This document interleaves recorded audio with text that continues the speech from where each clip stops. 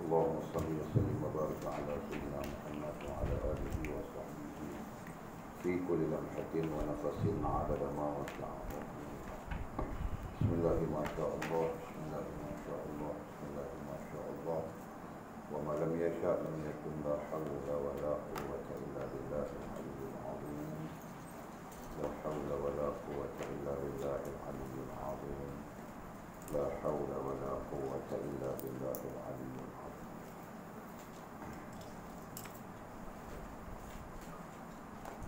بسم الله الرحمن الرحيم. قال المصنف رحمه الله تعالى: نفعنا الله بعلومه وبكتابه في الدارين. اللهم آمين آمين آمين يا رب العالمين. وبعد قال: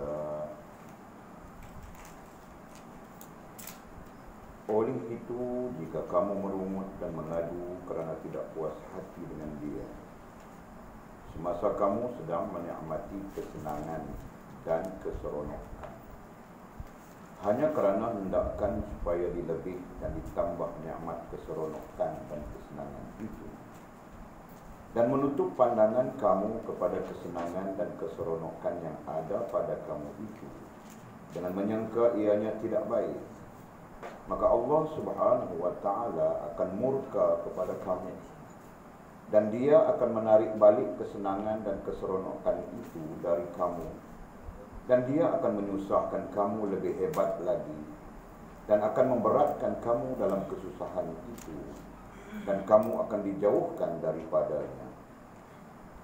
Dengan itu janganlah kamu merungut walaupun badan kamu dipotong-potong dengan gunting.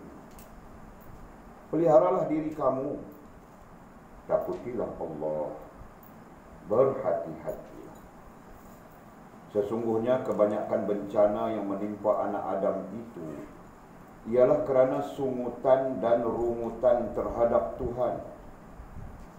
Adakah patut seseorang hamba Allah itu merungut dan tidak puas hati?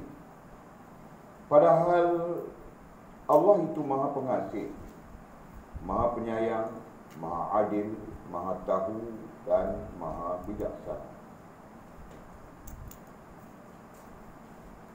Nabi Muhammad pernah bersabda, kasih Allah kepada hambanya adalah lebih dari kasih ibu kepada anaknya. Wahai manusia, tunjukkanlah sopan santun yang baik. Bersabarlah di masa kesusahan, walaupun kamu letih. Lesu dengan kesabaran itu. Bersabarlah di samping kamu bertawakal dan berserah diri kepada Allah. Redalah dengan dia. Jika kamu masih dapati diri kamu masih wujud, maka hapuskanlah wujud kamu itu. Jika kamu telah tidak ada, di manakah kamu? Pernahkah kamu dengar firman Tuhan?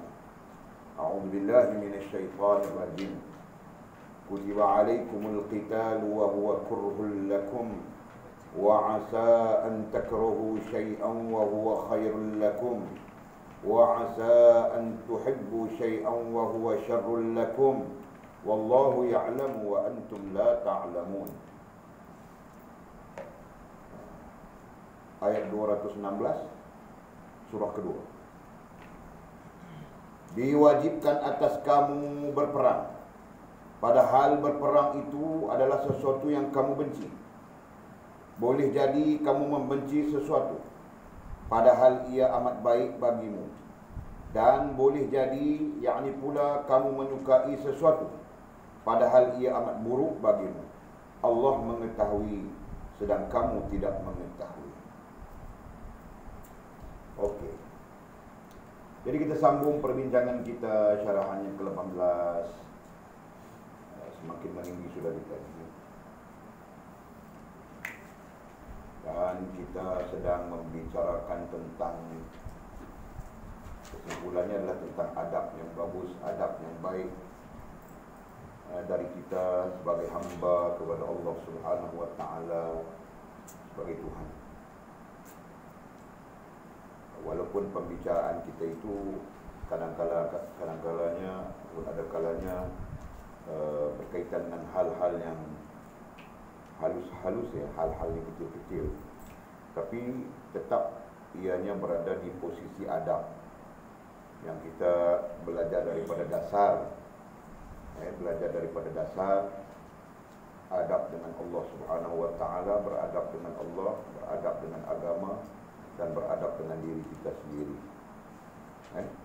Jadi itu diantaranya yang telah kita bincangkan, yang telah kita pelajari,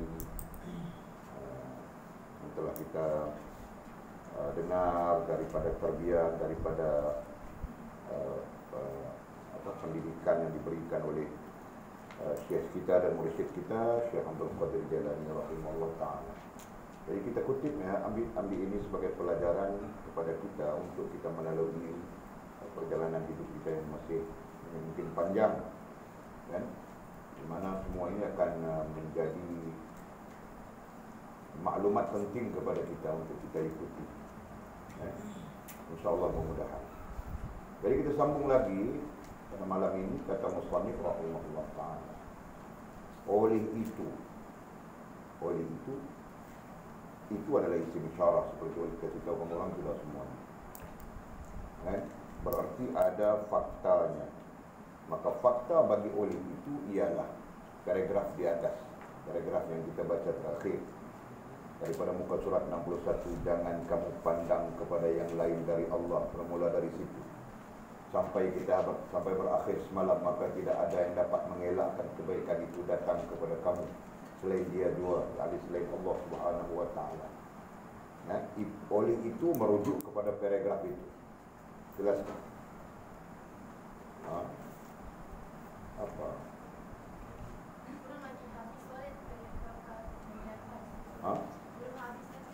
Apa yang belum habis? Jika dia audit paragraf atas. Jika dia beri kebaikan Tidak apa? Boleh menceritakan saja dulu.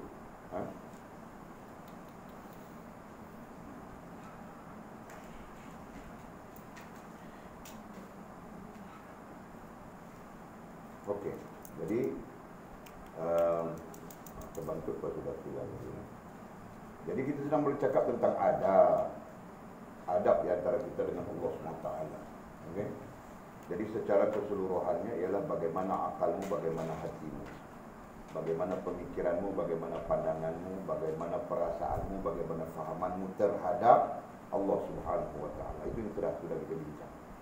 Jadi sambungan daripada apa yang dibilang oleh sila tadi, maka tidak ada yang dapat mengelakkan juga kan? Bukan di mana? Jika dia hendak di mana?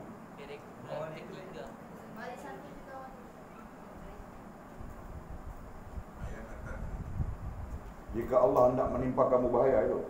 Bukan. Lagi. Jika dia hendak memberi kebaikan itu. Okey. Jika dia, Allah, hendak memberi kebaikan kepada kamu, maka tidak ada yang dapat mengelakkan kebaikan itu datang kepada kamu selain dia dua. Wali sudah baik. Ini sekali saja dengan ayat yang di atas itu. Satu mendatangkan keburukan, satu mendatangkan kebaikan. Di sebalik itu, wali selesai sudah, kau yang terlambat tidak ikut. Wali cerita-cerita, kau pikiran kau pergi ke Jamal Pak Tongkol saja. Betulkah? Wali sudah kan semalam kan? Semua yang ikut sudah apa? Dia seorang saja. 2 orang. Astagfirullah. 3 orang. 3 orang ini mau kasih menikah cepat tu. Kasih saja murah-murah. Tanjung Kata sini tanah merah, Anak Darah sini banyak murah. Ini 3 orang.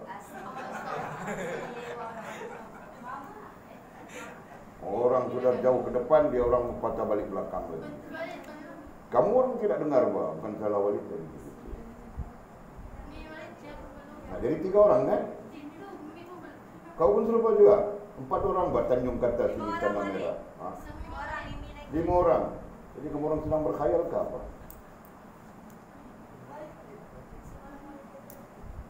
Okey, siapa di sini yang boleh faham, boleh baca surah sampai habis semalam? 1, 2, 3, 4. Wah, lelaki semua, bang. Hai, dia pun angkat tangan juga kan? Astagfirullah. Orang ni habis sudah. Jadi malam ini kita oleh itu saja, sambung di situ, bang.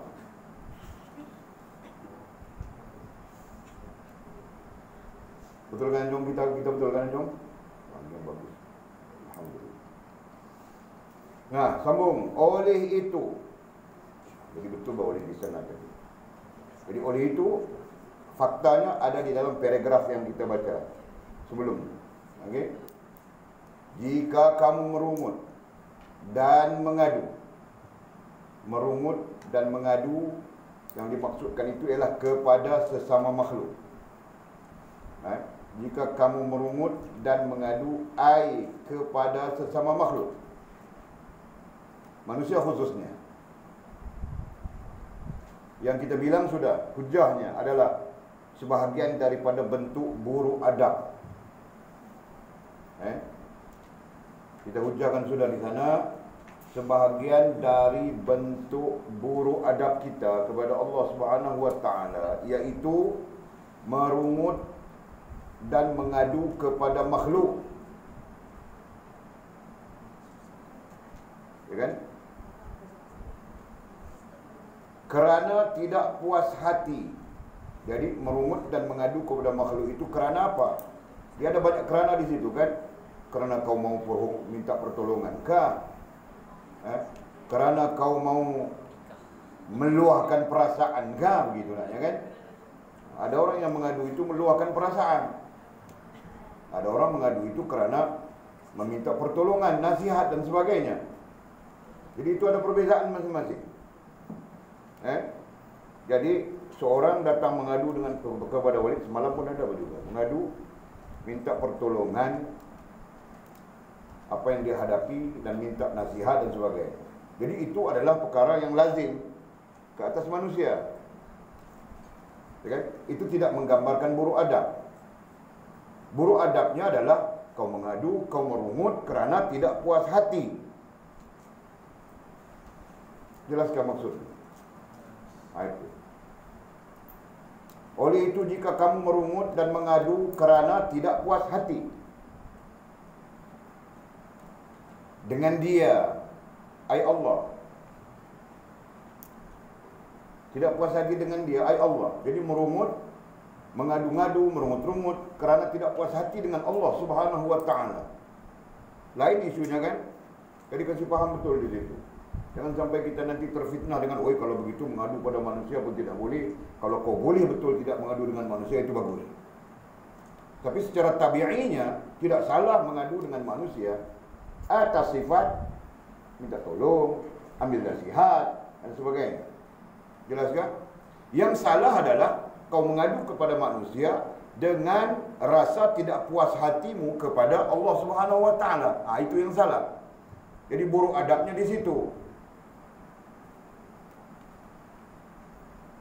Semasa katanya kau mengadu, kau merungut itu semasa kamu sedang menikmati kesenangan dan keseronokan. Masa kita mengadu, masa kita merungut itu, kita sebenarnya sedang menikmati kesenangan, keseronokan dari sisi Allah Subhanahu wa taala.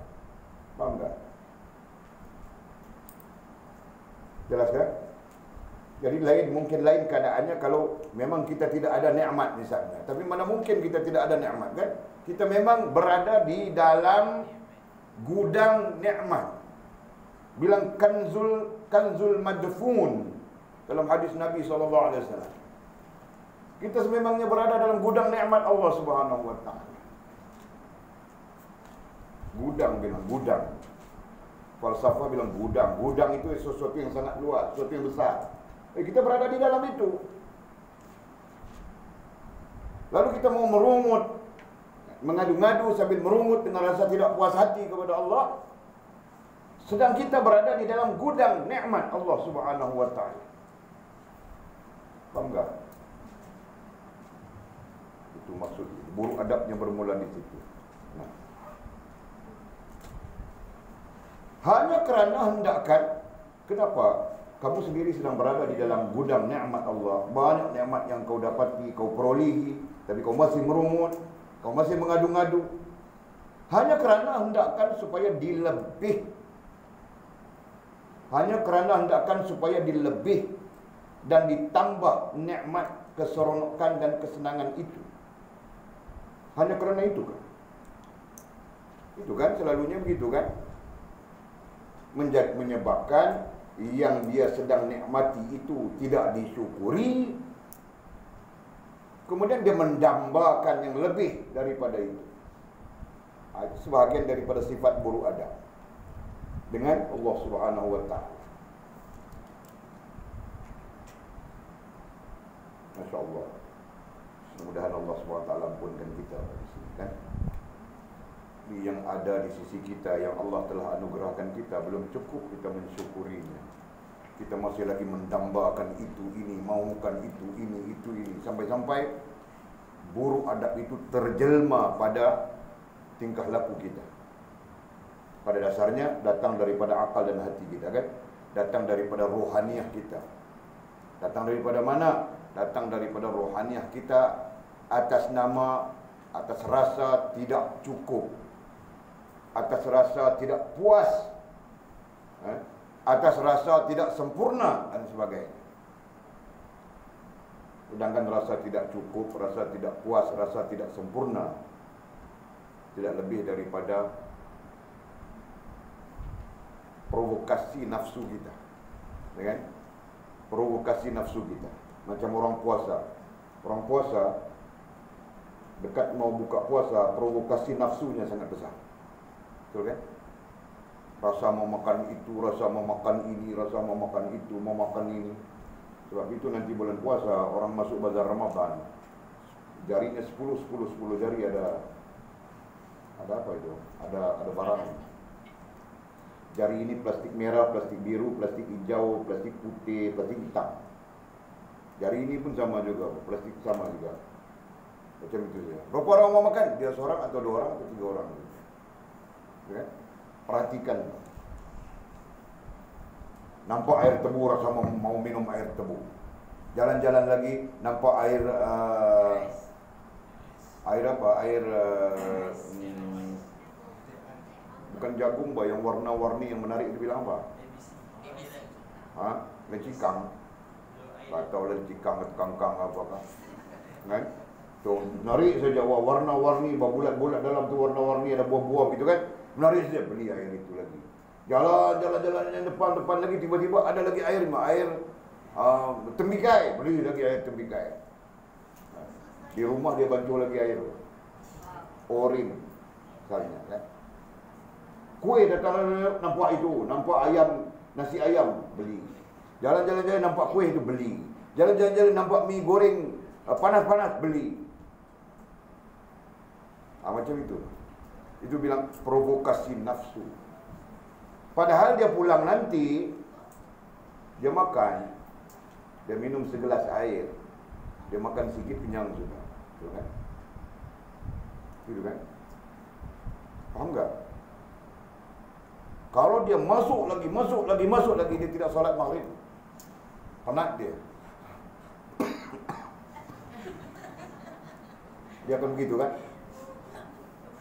Penat, penuh nasi, makanan sampai sini. Mau bernafas tidak boleh. Betul kan? Tidak? Itu yang terjadi kan? Walid eksperimen Ekal. Eksperimen dia.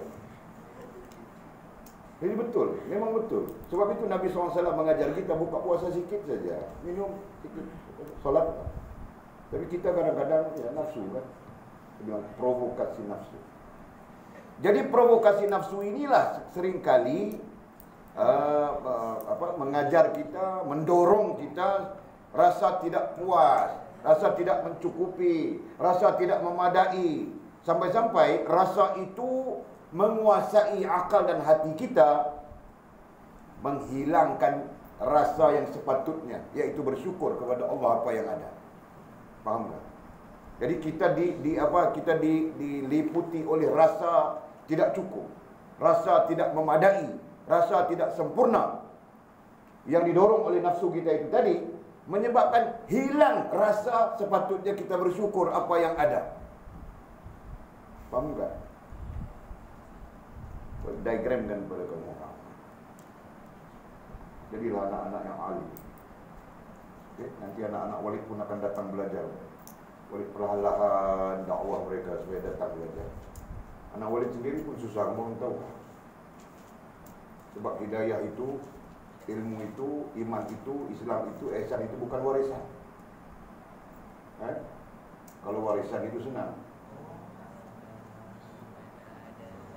Betul kan? Dia adalah sesuatu yang sesuatu yang maklum, sesuatu yang dicari. Jadi kalau anak Walid tidak mencari, berarti mereka juga akan rusak, siapapun. Faham tak? Walid cuba mengajak mereka supaya dekat dengan ilmu. Okey, mau kasih tahu apa tadi? Okey, diagram ini ya. Ini kita di sini. Kita sepatutnya diliputi oleh rasa bersyukur. Ini kita ya, diri kita. Diliputi oleh rasa bersyukur dengan apa yang telah ada. Jadi kita begitu kan? Ini sebetulnya kita. Nafsu kita berada di sini pada dasarnya. Jadi dia berada di luar. Ini nafsu kita. Paham tak? Apabila nafsu kita yang berada di luar ini penuh dengan rasa tidak puas, tidak apa lagi, tidak cukup. Boleh tidak tahu buat tulis balik begini ya. Boleh. Tidak cukup, tidak sempurna dan sebagainya. Di sini rasa-rasa yang berbagai. Tidak sempurna, bla bla bla, banyak lagi, rasa itu, rasa ini, rasa itu, rasa ini. Paham tak? So, kalau begini keadaannya, kita masih selamat. Kita masih selamat. Tapi yang menjadi masalah, bila rasa tidak cukup, rasa tidak puas. Di sini nafsu ya, di sini ada pengaruh nafsu. Pengaruhnya di sini adalah nafsu. Jadi bila rasa tidak cukup itu kuat, rasa tidak sempurna, tidak cukup, apa lagi tadi? Tidak puas itu kuat, akhirnya dia menghapuskan yang ini. Paham enggak? Dia menghapuskan yang ini. Sehingga kita terlupa rasa bersyukur, rasa terima kasih, rasa memadai dengan apa yang ada itu kita terlupa. Kita terlupa, terlalai dan sebagainya. Akhirnya hilang liputan ini. Paham enggak? Maka yang tinggal itu. Nampak? Jadi apabila tinggal ini, maka keseluruhannya nafsu ini menguasai kita.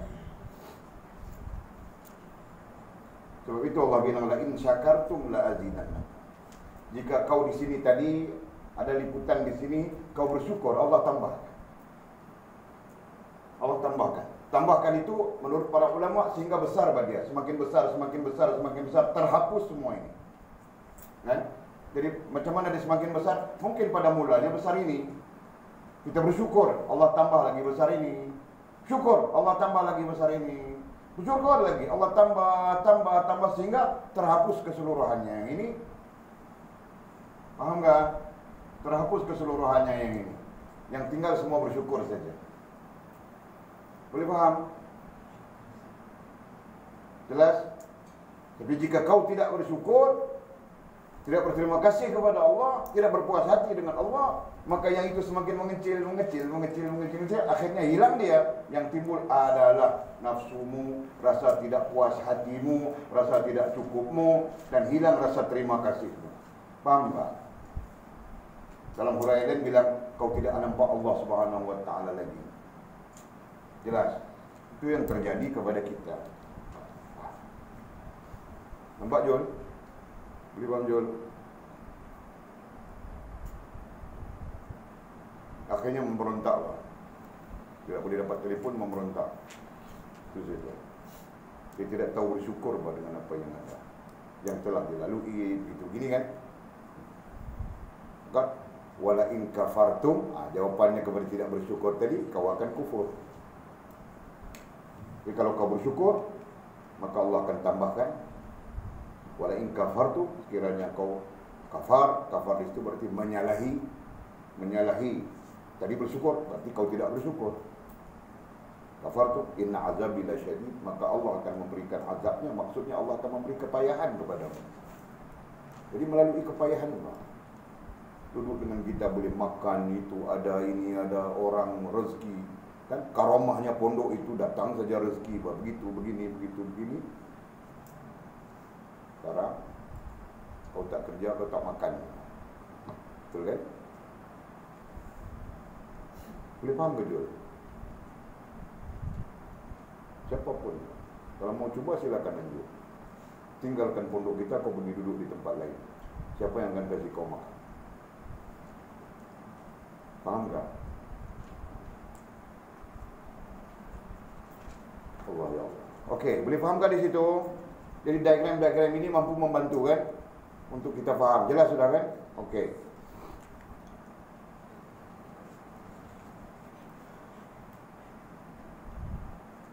Hanya kerana hendakkan supaya dilebih dan ditambah keseronokan dan kesenangan itu. Jadi tidak puas hati, rasa tidak puas hati, rasa tidak sempurna, rasa tidak cukup. Itu datang dari mana? Datang dari tidak puas hati. Dia bilang sudah datang dari tidak puas hati.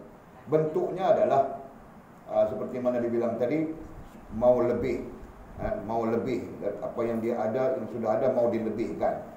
Nikmat yang sedang dia kecapi, keseronokan, kesenangan mau dilebihkan. Itu saja perasaan yang sebenarnya.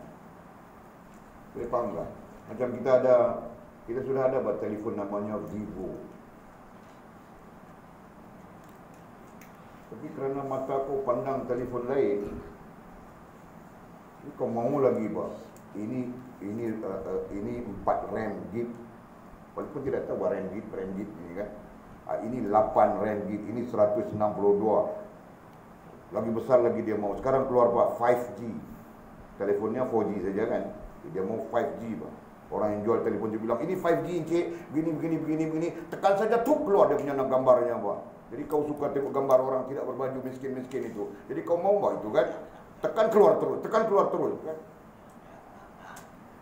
Nah, ini sesuai Pak. Jadi dia pun hilang rasa bersyukur dengan apa yang ada itu sudah. Mau yang baru, tidak puas hati. Tengok telefon pun nampak macam cap ayam saja Pak. Nah, itu yang terjadi. Betul kan? Itu contoh saja. Tapi contoh-contoh juga yang sebenarnya begitu. Dan itu yang berlaku pada kamu orang, betul kan?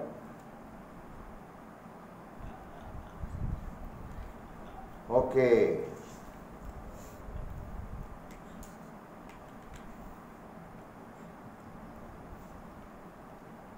Dan menutup pandangan kamu. Itu bahayanya Wali bilang tadi juga. Apabila kita merungut dengan rasa tidak puas hati, sifatnya mau lebih, mau keseronokan yang lebih, kesenangan yang lebih. Hal itu nantinya menutup pandangan kamu kepada kesenangan dan keseronokan yang ada pada kamu itu. Kan? Jelaskan. Dan menutup pandangan. Jadi di situ menghilangkan rasa berterima kasih kita dengan apa yang ada, menghilangkan rasa bersyukur kita dengan apa yang ada. Itu maksudnya. Dan menutup pandangan. Jadi babitkan pencerahannya. Jangan kamu tidak babit perkataan satu hal, ini babit pencerahan. Apa maksud menutup pandangan di situ?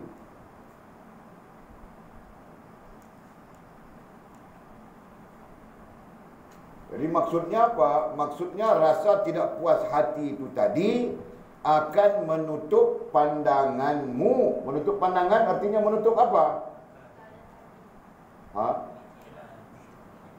Menutup pandangan artinya menutup apa? Menutup pemikiranmu. Menutup pemikiran artinya menutup apa? Menutup akalmu. Maka ketika itu pemikiranmu tidak berlaku, akalmu tidak berfungsi. Faham tak? Dalam menghubungkanmu dengan Allah Subhanahu wa taala. Jadi kau tidak fikir tentang syukur kah, tentang terima kasih kah, tentang apa yang ada itu memadai kah, kau tidak fikir lagi. Kau cuma nampak mau, aku mau yang baru, aku mau yang 5G kira 5G. Oh, bukan 5G, but 5G.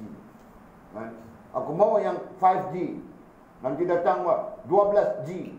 12 bilang banyak. 12G. Oh, pandai banget. Mau saja dia, mau itu, mau yang baru. Tidak pernah habis. Faham tak? Jadi kita takut yang itu. Nantinya kita tidak pandai bersyukur terus, tidak pandai berterima kasih terus, dan menjadikan kita hamba yang sombong di atas muka bumi dengan Allah Subhanahu wa taala. Kan? Dan menutup pandangan kamu kepada kesenangan dan keseronokan yang ada pada kamu itu. Jadi keseronokan atau kesenangan itu simbolik, kan? Keseronokan atau kesenangan itu simbolik sebenarnya. Artinya apa yang ada pada kita ketika itu. Apakah tidak memadai? Jadi ditutup pandangan kita nantinya, tutup dan tidak berterima kasih, tidak bersyukur apa yang ada pada kita ketika itu. Padahal yang ada pada kita ketika itu sudah memadai, betul kan? Telefon Vivo saja yang ada pada kita, memadai sudah. Kita bukan bercakap dengan presiden dunia. Kita bukan bercakap dengan, bukan perniagaan kita bukan berjuta-juta. Kan? Duit pun harap mak ayah saja, Pak. Mau bilang mau pakai telefon yang canggih-canggih, macam berniaga berjuta-juta. Untuk apa? Tidak lain, Pak. Untuk lihat cepat, mau lihat gambar orang, tidak cukup baju, tidak cukup kain, itu saja. Walau tidak percaya, Pak. Oh, saya mau lihat motor baru. Bohong, Pak. Mana ada di antara kamu orang ini suka motor baru? Kecuali Bang Arif seorang saja, Pak, dia.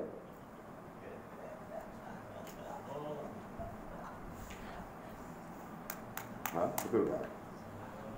Kalau Walid boleh bilang lagi, Walid suka keris, suka senjata, Pak. Jadi Walid kalau canggih pun telefon Walid, tengok keris, tengok senjata begitu, Pak. Tengok itu, tengok ini. Sebab Walid berniaga, Pak, mau cari duit kamu orang makan. Ada kaitan dengan Allah Subhanahu wa taala, ada hubungan dengan Allah Subhanahu wa taala. Kamu orang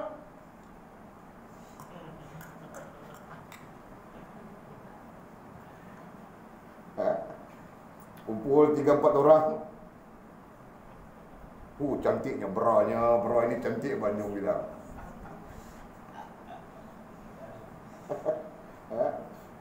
Datang misi pula semua, betul, Pak, cantik, Pak.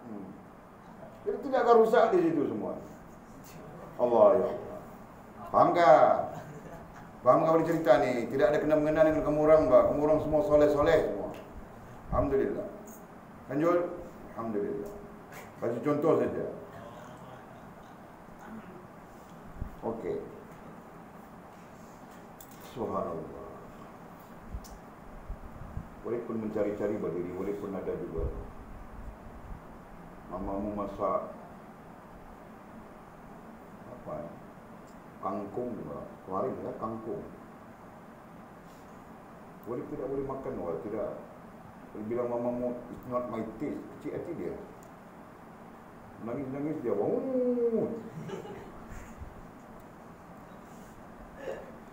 Kenapa bilang kecil hati? Oh ya kan.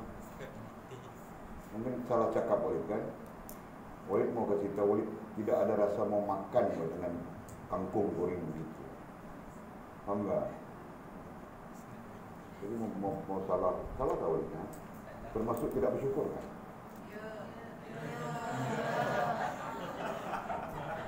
Ampun ya Allah, ampun ya Allah.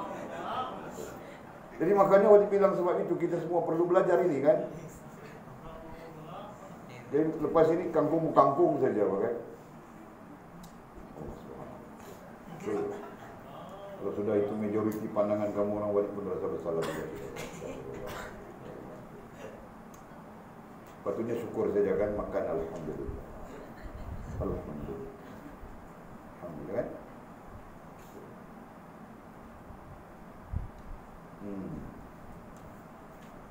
Jadi kita apa ya? Walid ajar sudah kamu orang sedikit sebanyak ya. Sukma itu adalah cerminan. Jadi pandang pada sukmamu, pandang pada cerminanmu.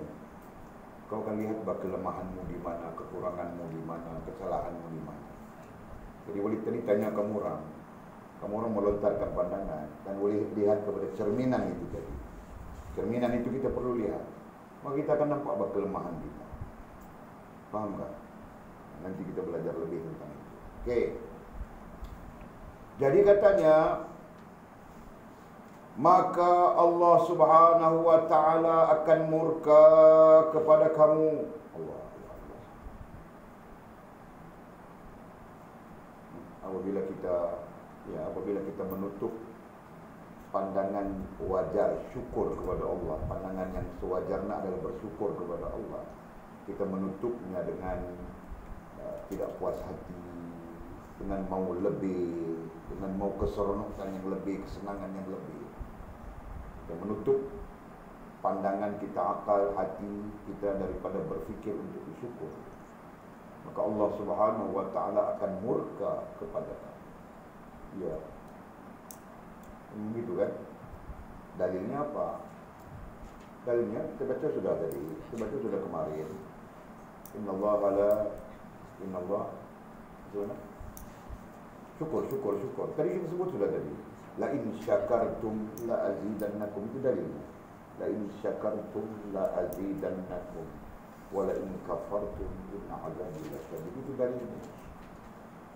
Jadi wala in kafartum, jika engkau engkar, yakni tidak mensyukuri, yang sebabnya kita bincang sudah, sebut sudah.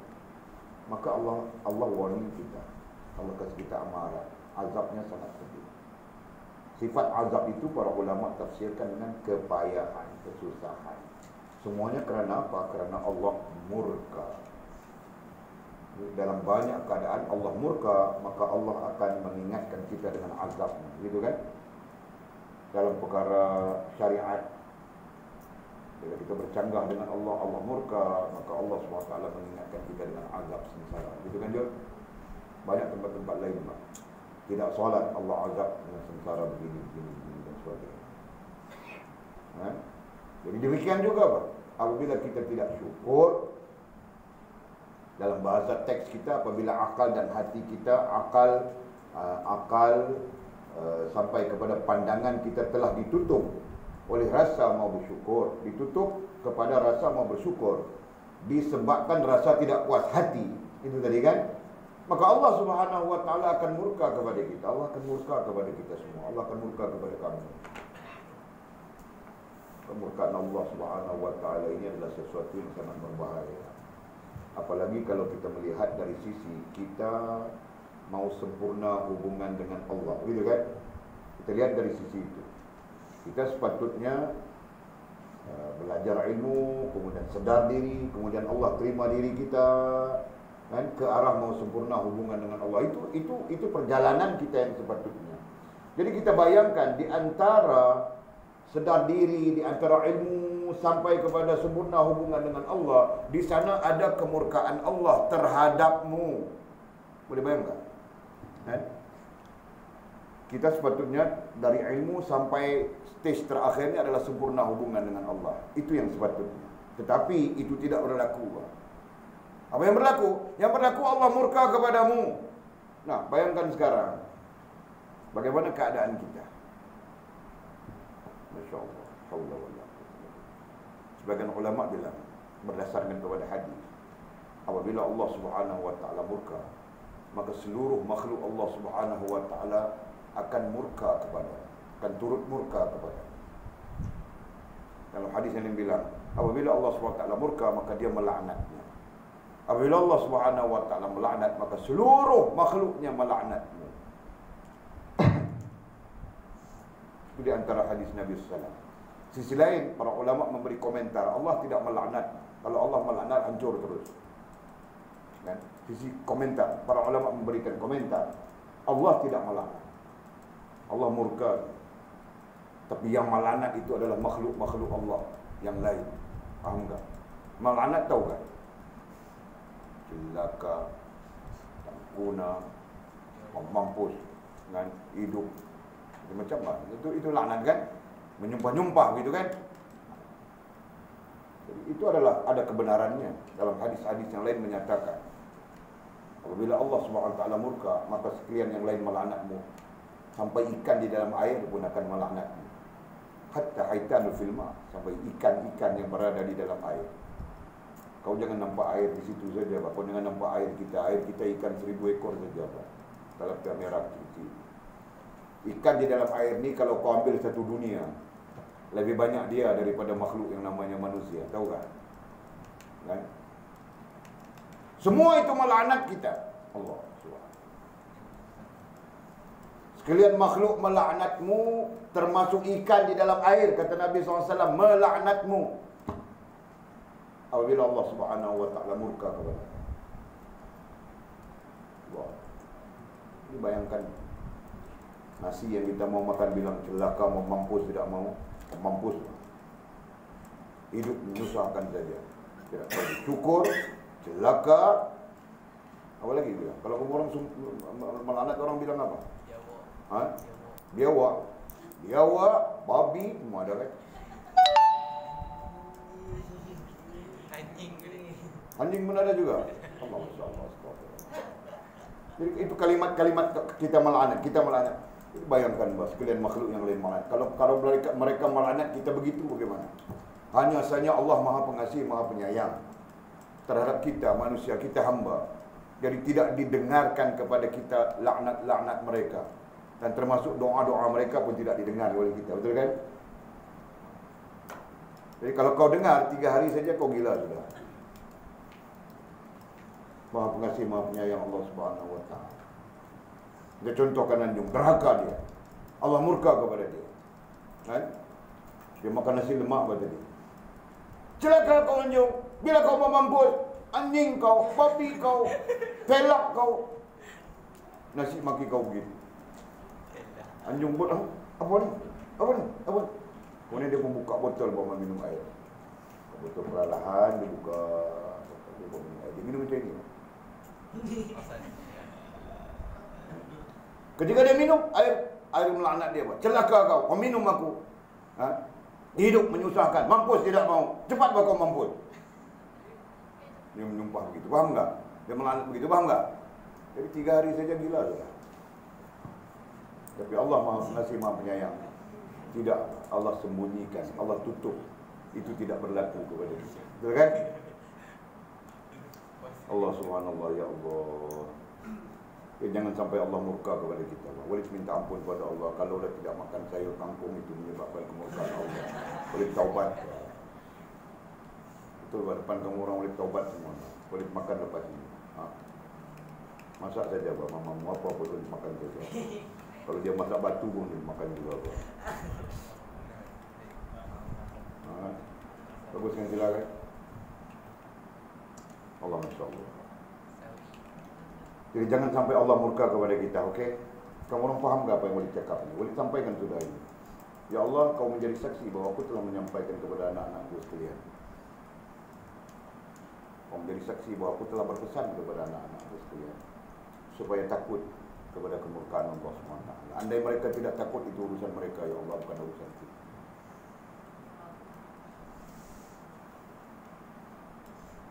Jom, dengar baik-baik, jom.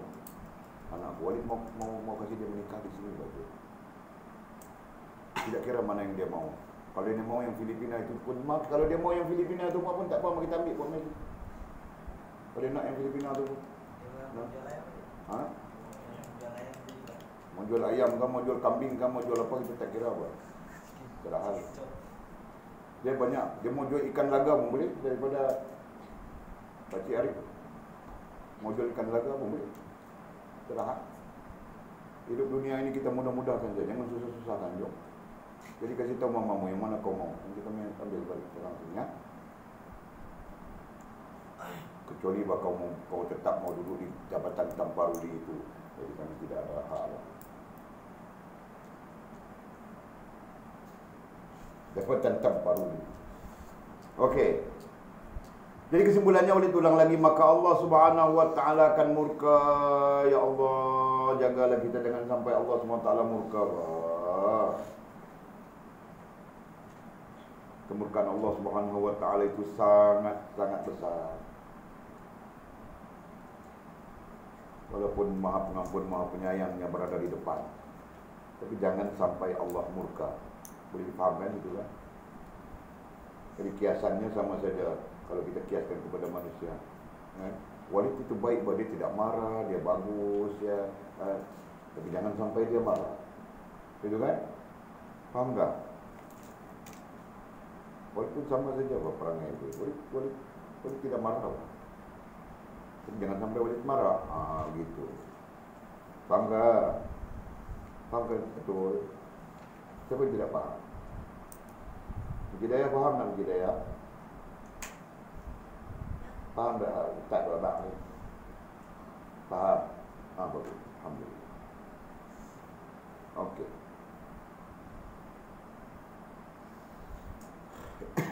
Ya Allah. Boleh ulang Maka Allah Subhanahu wa taala akan murka kepada kamu dan dia akan menarik balik kesenangan dan keseronokan itu dari kamu. Dia akan menarik balik. Ada dua hal di situ. Dia akan menarik balik sama ada benda. Menarik balik itu sama ada benda atau yang keduanya rasa. Fahami ayat itu betul-betul. Dia ay Allah. Maka Allah Subhanahu wa taala akan murka kepada kamu dan dia ay Allah akan menarik balik, itu tidak perlu diuraikan.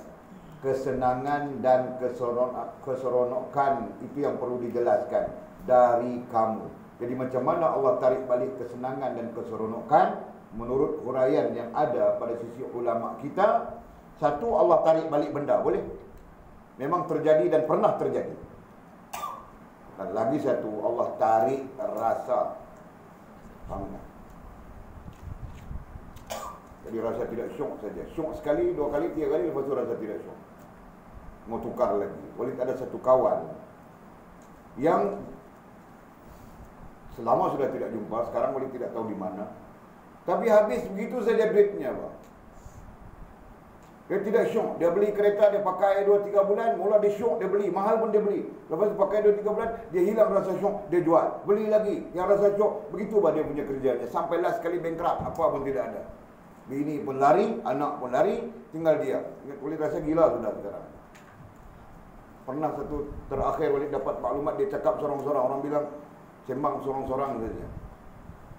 Bukan sorang-sorang dia jadi wali, Pak. Kalau dia jadi wali mungkin ada juga sembang sorang-sorang. Sebenarnya dia bukan sembang sorang. Ada yang dia sembang, yang kita orang lain tidak nampak. Mungkin begitu kan? Ini dia sembang sorang-sorang sebab paranoid sudah. Gila sudah. Paham tak? Kenapa? Karena Allah cabut rasa apa yang bilang tadi? Allah cabut rasa memadai, rasa seronok dengan apa yang ada, rasa syukur, itu Allah SWT cabut. Bang. Jadi kita takut. Perempuan pun ada juga, gitu kan? Lelaki pun ada. Siapa-siapa pun ada. Rasa tidak puas hati dengan seorang, dengan suami, ada juga. Ya. Maka dia pun mencari-cari saja lelaki lain. Mula-mula diangkatlah, itulah, inilah. Lepas tu adik angkat, adik yang tolong angkat. Jujur nanti kalau kau ada isteri, jaga apa? Kau jangan benarkan isteri kau beradik, berabang angkat ini semua, merapu saja. Kecuali jalan yang hak, faham tak? Ada yang akhirnya kena tangkap dengan Bangla. Ini ada kes, ada kisah. Kena tangkap dengan Bangla. Lepas tu bila di interview oleh pihak-pihak yang berwajib, dia bilang dia tidak dapat kasih sayang suami lah, begitulah, beginilah. Dia cari kasih sayang Bangla. Allah, Masya Allah, ya Allah. Hidup ini penuh dengan fitnah kan. Fitnah itu terjadi kerana manusia dimurkai oleh Allah Subhanahu wa taala. Dan manusia dimurkai oleh Allah Subhanahu wa taala berpunca daripada apa yang kita bincangkan. Subhanallah.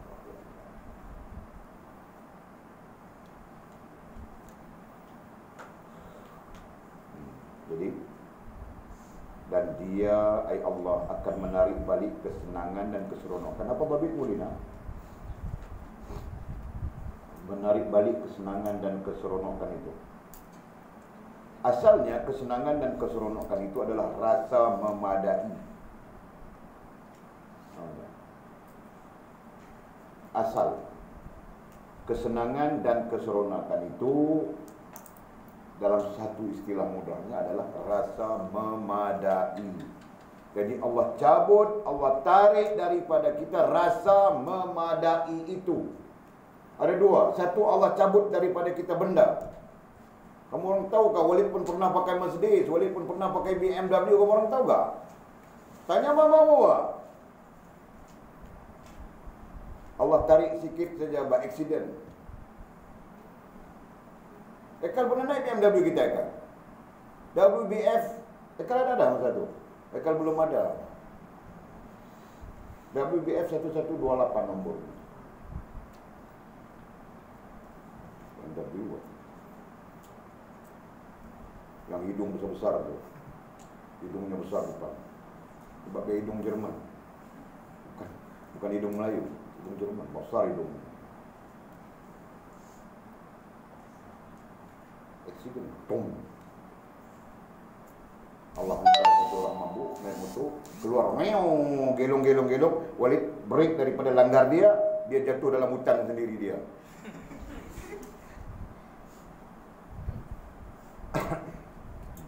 Itu, Masya Allah.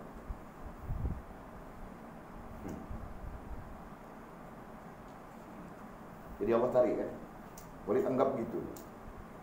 Walid anggap Allah tarik. Mungkin ada sebabnya.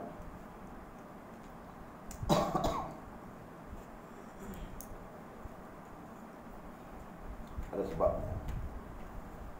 Allah tak lagi kita pakai kan macam mana, tapi ada sebabnya. Kita anggap begitu saja.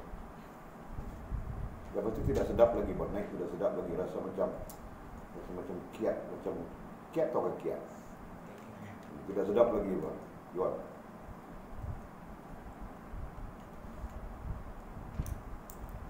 Dari apa? Banyak lah kan. Ada orang yang Allah SWT tarik.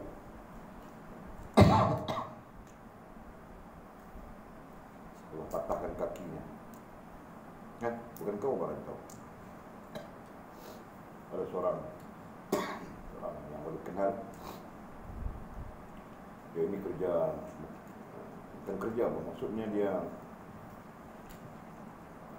suka riding, naik motosikal. Pergi sana, pergi sini, itu kesukaan. Balik siasat juga, tanya 2-3 orang kenal kawan, apa kerjanya? Kerjanya adalah bawa awek. Bukan dia yang perlu bayar duit. Awek itu suka berjalan. Awek pun sekarang suka berjalan, kan perempuan sekarang, bah. Kan? Wal qanitat. Bukan salihatun mu'minatun, bukan itu, bah. Perempuan sekarang, kalau ada lelaki yang motor besar, yang tonggek itu, tak mau saja dia. Apalagi kalau lelaki ini suka bawa dia pergi ke sana, pergi ke sini, jalan sana jalan ni, mau kan? Motor apa yang tonggek itu panggil apa? Balik. Naked bike. Naked bike.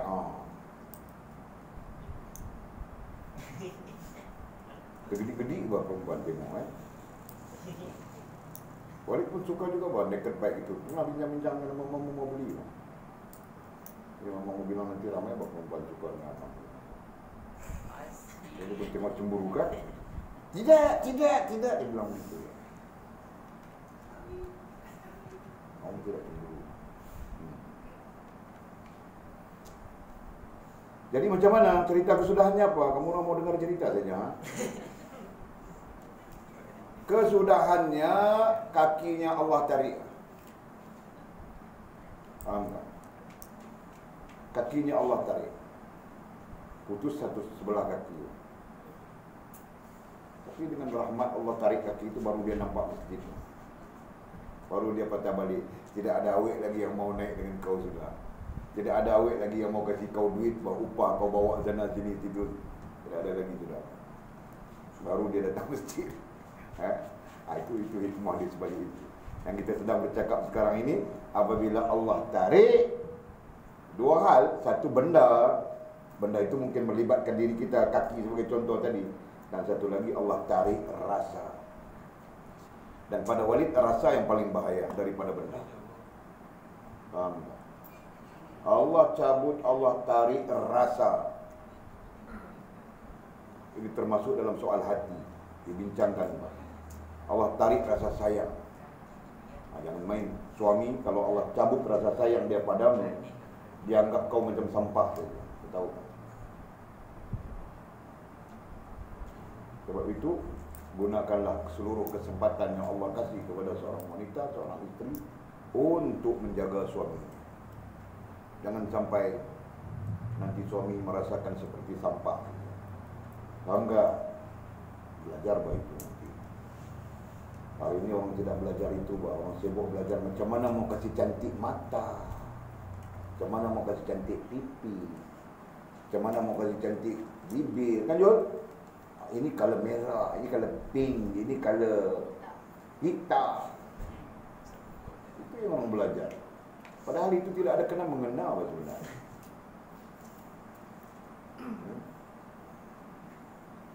Okey. Macam mana kita nak bagikan muka Allah ni dengan hadis Nabi kata dia ulama kata Nabi minta Allah Ta'ala supaya pada ditambatkan sampai. Okey, macam mana nak relate dengan hadis Nabi yang Nabi kata dia minta tangguh bala tu diangkat. Jadi di situ kita perlu faham konsep bala. Jadi ada beberapa konsep, tapi kita ambil yang mudahnya adalah yang Nabi minta tangguh ni bencana seperti mana bencana bala yang menimpa umat dulu-dulu. Contohnya Allah hantar ribut taupan sekali lalu ya habis. Atau Allah SWT terbalikkan bumi ini sekali lalu ya habis misalnya. Atau Allah hantar satu bunyi yang sampai-sampai pecah telinga, pecah kepala misalnya. Jadi bentuk-bentuk macam tu. Bala yang macam tu. Adapun yang biasa, yang lain daripada hal itu tak termasuk dalam apa yang Nabi minta tangguh tadi. Kan?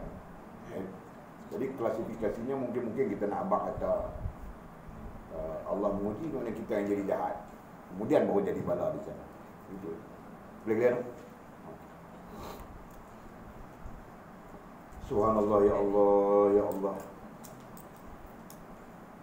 Allah maghfir lana. Okey. Dan katanya, dan dia ay Allah akan menyusahkan kamu. Perhatikan ya, tadi perkataan menarik balik itu perlu dimaking. Perkataan menarik balik perlu dimaking. Dan dia ay Allah akan menyusahkan kamu lebih hebat lagi. Dan dia Allah SWT, ya Allah SWT akan menyusahkan kamu. Pada hakikatnya bukan Allah menyusahkan. Kita mau kasih tahu di sana, apabila Allah tarik balik rasa memadai, rasa mencukupi dan sebagainya kita bilang tadi, maka kita sendiri yang akan rasa susah. Itu pada hakikatnya. Jadi ayat ini agak canggung dari segi terjemahan. Dan dia Allah akan menyusahkan. Allah tidak pernah menyusahkan hamba. Yang menyusahkan hamba itu adalah hamba itu sendiri. Ini berarti yang menyusahkan itu adalah kita sendiri. Faham tak? Allah tidak pernah menyusahkan. Jadi macam mana kita mau perbetul ayat ini? Tidak. Dan dia akan menyusahkan kamu.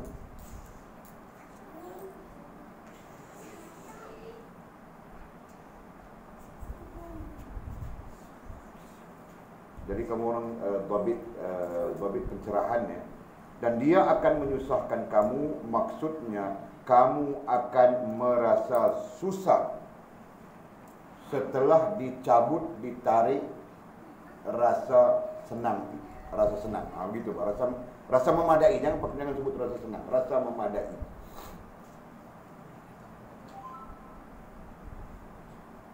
Babit jadi sebagai pencerahannya. Babit rasa ada percanggahan terjemahan di sini. Tidak sempat membuka kitab.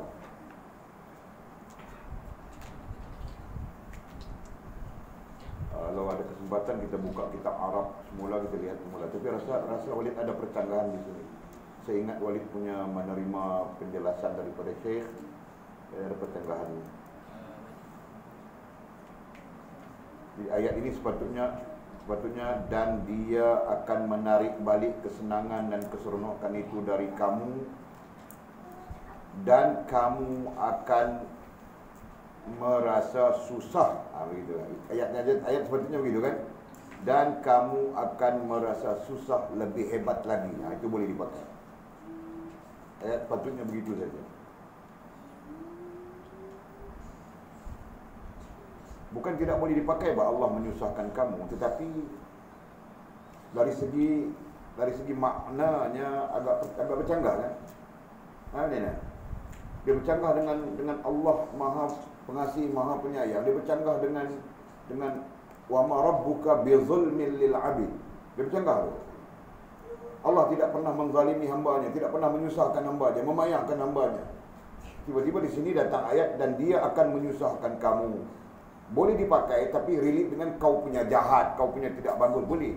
Tetapi tetap tidak sesuai untuk disabitkan dengan Allah yang Maha Sempurna. Itu pernah sebut sebarkanlah kebaikan kerana Allah Maha baik kepadamu. Sebarkanlah kasih sayang kerana Allah Maha penyayang, Maha pengasih dan penyayang. Ayat ini memberi kita faham bahawa sifat pengasih penyayang Allah Subhanahu wa taala di depan segala-galanya. Sifat maha baik Allah Subhanahu wa taala itu di depan segala-galanya. Mana mungkin Allah Subhanahu wa taala itu akan menyusahkan. Tapi soalnya, bolehkah Allah menyusahkan? Ya. Dari sudut itu. Kalau mau faham dari sudut itu, tapi kita takut salah faham, maka kita nafi, kita jangan pakai. Kita pakai saja apabila Allah tarik balik kesenangan, keseronokan daripada kita, maka kita akan rasa susah lebih hebat lagi. Kita pakai makna begitu saja. Okey? Sebab itu kau tidak syukur, kau akan rasa lagi payah hidup. Begitu maksud. Kalau kau bersyukur, hidupmu akan rasa biasa saja, kan?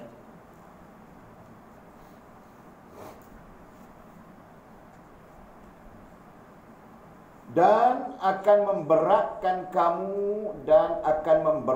kamu. Jadi susah, satu perkataannya susah, di sini berat.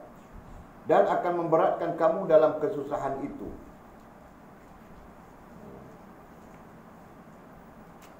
Dan akan memberatkan kamu, artinya dan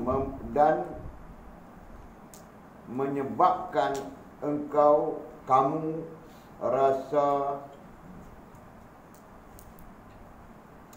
tanggung ayat. Sekejap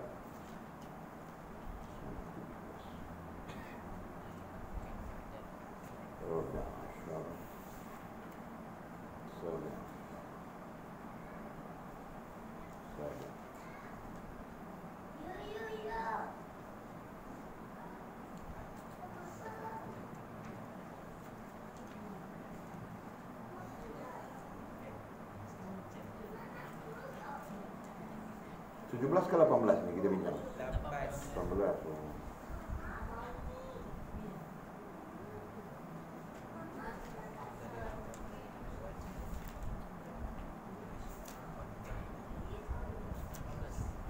فهؤلاء يشهدون توحيد الربوبية مع التوحيد الألوهية فيشتهدون أن الله هو الذي خلق ما قام به من أفعال البر والخير فلا يرون لأنفسهم حمدا ولا منه على أحد ويرى أن الله خالق أفعال العباد فلا يروا أحدا مسيئا إليهم ولا يرون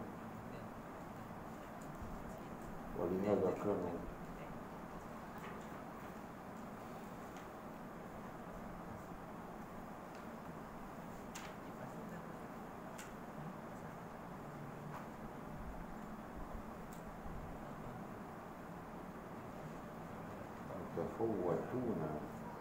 يتفوتون بكمال المعرفة والشهادة وبصفاء النية ولا الإرادة katanya والله أعلم.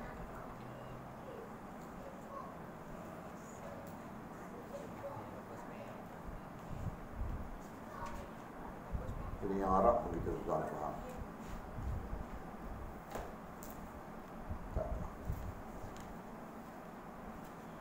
Boleh terasa tidak menyalahi apa yang disebutkan tadi. Oh, kita balik ke sana.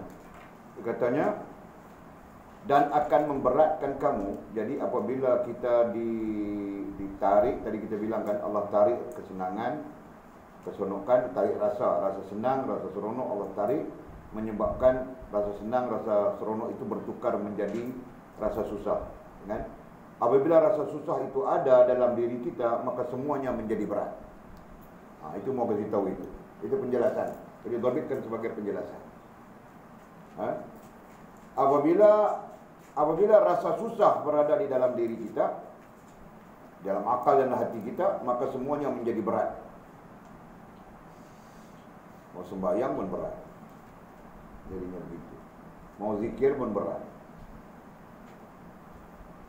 Jadi berat itu mewakili perbuatan. Susah itu mewakili perasaan, mewakili akal dan hati.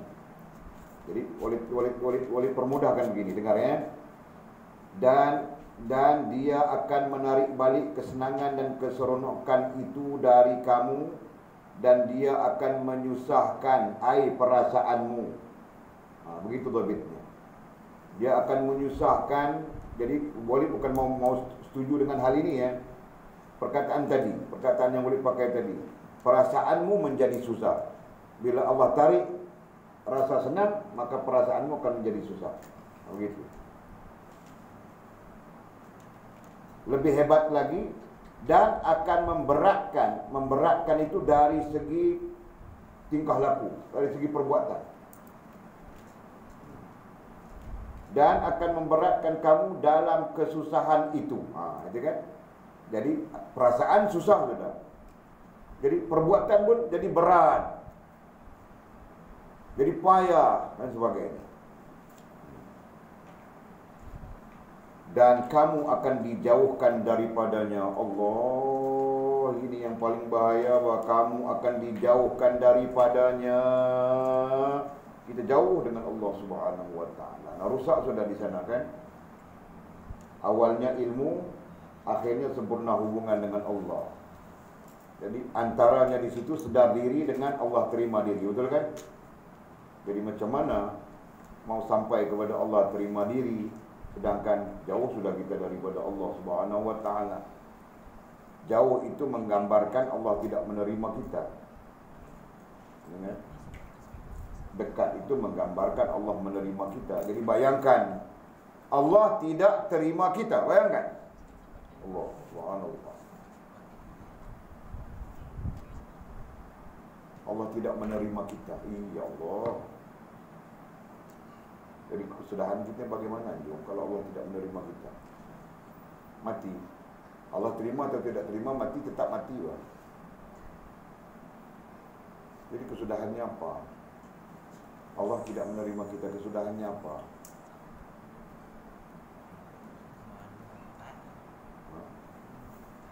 Tak tahu.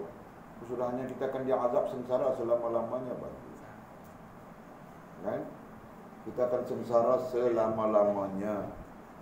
Di satu negeri, di satu tempat yang bilang akhirat.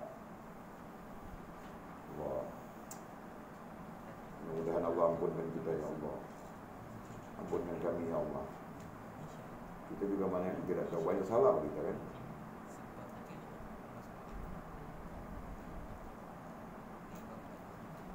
Astagfirullahaladzim, ya Allah. Astagfirullahaladzim. Dinana wal ummati sayyidina Muhammad sallallahu alaihi wasallam. Wana kata musannif, dan dengan itu ai oleh kerana itu. Dan dengan itu ai oleh kerana itu, janganlah kamu merungut. Dengar dulu anjung. Dengar, Walid sedang baca kitab. Walid sedang baca, kasih dengar apa yang Walid baca, kerana di situ sanadnya. Jangan putus sanadnya di situ. Satu perkataan sekalipun. Kalau boleh itu yang terbaik. Tiap yang Walid baca kalimatnya itu, maka jangan putus sanadnya. Kecuali Walid tengah cerita huraian atau cerita lain, itu tidak terbagi. Itu huraian semata. Okey? Dengan itu, ai oleh kerana itu, janganlah kamu merungut walaupun badan kamu dipotong-potong dengan gunting. Janganlah kamu merungut dengan makna rasa tidak puas hati. Apa bit di situ?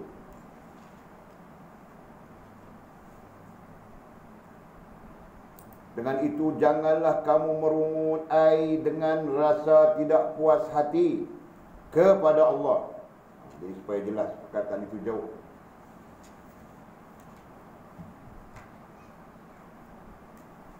Janganlah kamu merungut ai dengan rasa tidak puas hati kepada Allah. Jangan merungut-rungut, ya. Walaupun badan kamu dipotong-potong dengan gunting. Itu kiasan.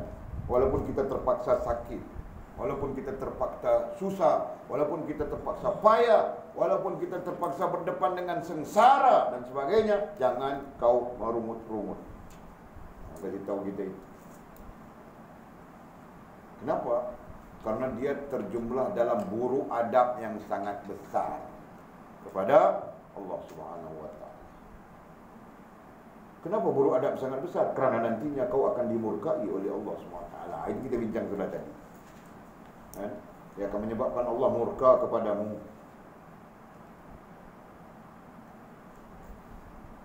Masya Allah.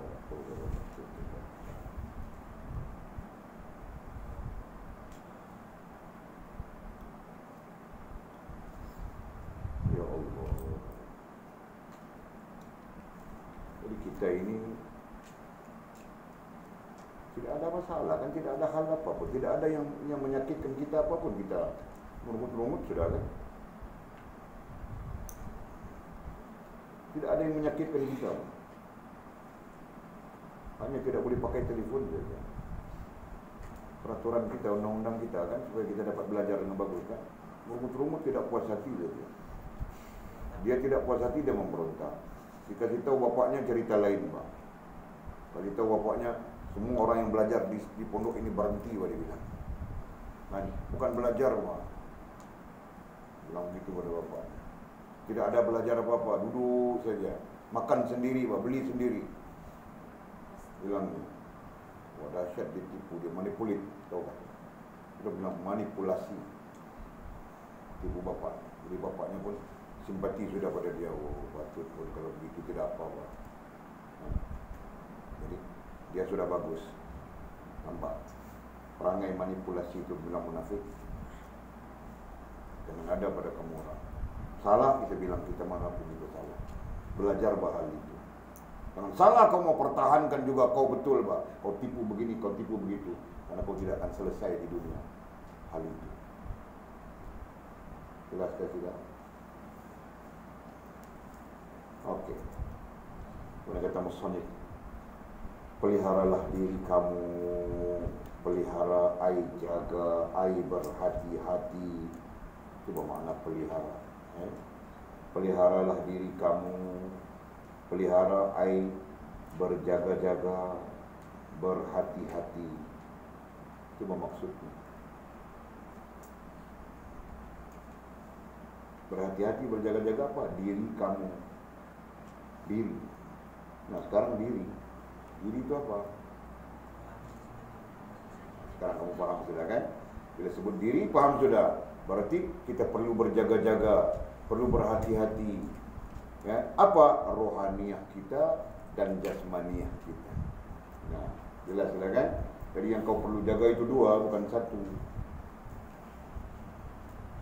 Dori apa ada orang yang pindah rumah sana? Hah? Tiga. Oh, antara. Okey, berhati-hati. Jadi kita perlu berhati-hati, perlu berjaga-jaga terhadap akal dan hati kita. Dia perlu berhati-hati, berjaga-jaga terhadap tingkah laku kita. Itu maksudnya. Jangan kita tidak berjaga-jaga, jangan kita tidak berhati-hati. Betul kan? Betul? Jadi macam mana kau mau menjaga? Bagaimana kau mau menjaga akalmu dan hatimu? Bagaimana kau mau menjaga tingkah lakumu? Dengan apa? Apa Mizi? Kau ni mau jawab tapi telur tidak ada.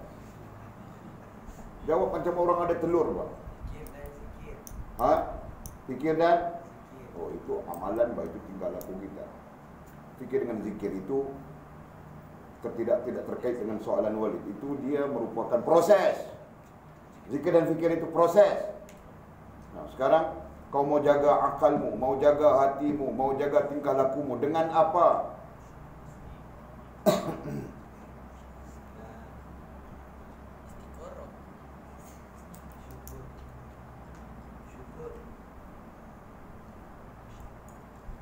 Syukur itu tetap dia punya proses-proses tingkah laku kan. Kau jaga dengan ilmu. Okey. Kau jaga dengan ilmu. Maka kerana itu agama menuntut kita supaya ada ilmu, belajar, kasih pandai, kasih tahu. Ilmu apa? Iman, Islam, ihsan. Ilmu apa namanya? Tauhid. Jelas ke sudah? Sebab itu ini tumbuh di tengah manusia tidak belajar tauhid, fiqh, tasawuf secara yang sepatutnya. Akhirnya dia tidak tahu apa. Dia tahu solat saja dia rasa dia pandai sudah agama. Rasa alim sudah, rasa bagus sudah. Enggak. Jelaskan? Jadi sebab itu kita letak dalam susun struktur kita ilmu. Lepas itu sedar diri. Lepas itu Allah terima diri. Akhirnya sempurna hubungan dengan Allah Subhanahu wa taala. Jelaskan? Jadi kondisi apapun, keadaan apapun, ilmu tetap menjadi teras. Dan jangan ada orang menafikan.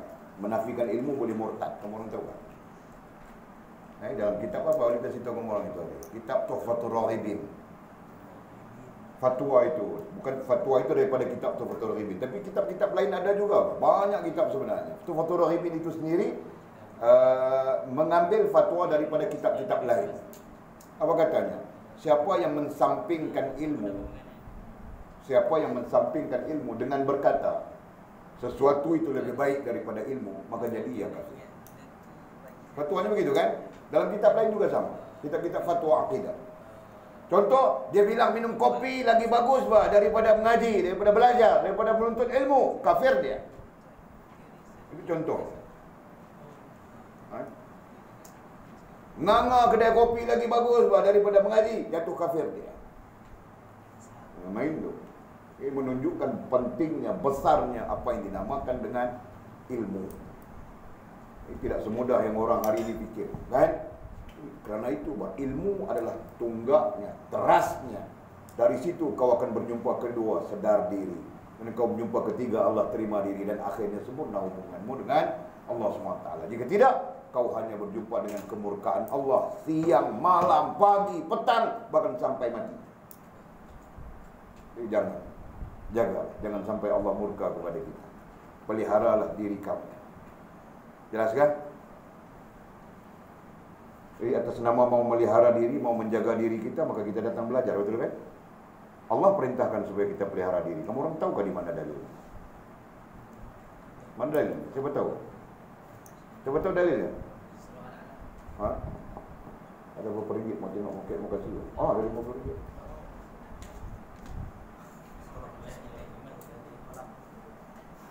Menjaga diri ya. Al-alaq. Oh, betul sudah apa? Hancur balik 50 ringgit boleh.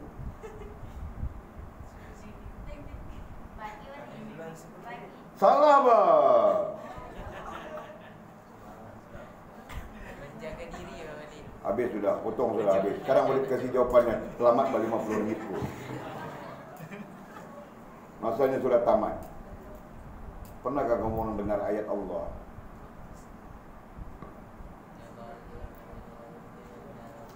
Ya.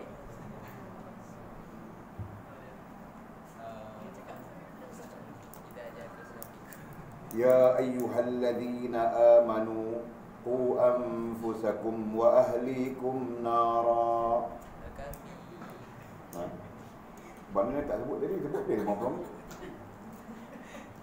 Itu berdalil ayat Allah yang menyuruh kita jaga dirimu. Ya ayyuhalladzina amanu, betul ya bunyi ayatnya kan? Qu anfusakum, peliharalah dirimu, ai jagalah dirimu. Qu anfusakum wa ahlikum, dan kaum kerabatmu. Terjemahan mudahnya begitu, kaum kerabatmu, nara, daripada api neraka. Allah yang menyuruh sila, bukan Walid, bukan Syekh Abdul Qadir Jailani rahimahullah. Dia menyampaikan apa yang disampaikan oleh Allah. Dia menyampaikan apa yang disampaikan oleh Nabi. Walid sama saja bukan menyampaikan apa yang disampaikan oleh Syekh Abdul Qadir Jailani saja, oleh Rasulullah, oleh Nabi kita, oleh Allah Subhanahu wa taala. Itu dalilnya. Peliharalah dirimu. Kenapa dirimu? Karena dari dirimu itulah akan menjadi keluargamu. Betul kan?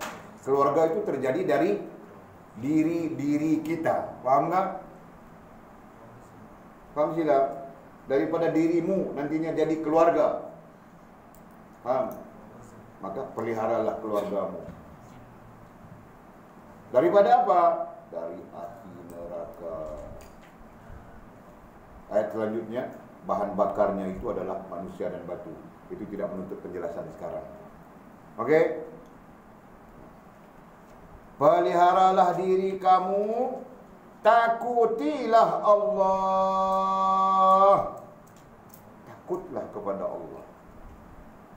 Takutlah kepada Allah. Sekarang macam mana kau mau takut kepada Allah? Allah tidak nampak. Tapi hantu yang tidak nampak pun kau takut. Kan? Kalau hantu yang tidak nampak kau boleh takut, maka kepada Allah yang tidak nampak itu pun boleh takut. Sepatutnya kita takut. Sekarang boleh mau tanya macam mana itu metod, nanti kita bincang kemudian. Jadi apa perkara yang perlu ada untuk menunjukkan kita adalah orang yang takut kepada Allah? Siapa yang jawab tadi? Ini bagus ini. 50 ringgit tidak boleh Pak. Itu 2 ringgit saja pada jawapan itu. Berarti ada jawapan yang lebih layak dapat 50 ringgit. Bagi.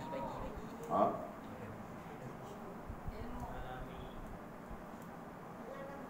Tet.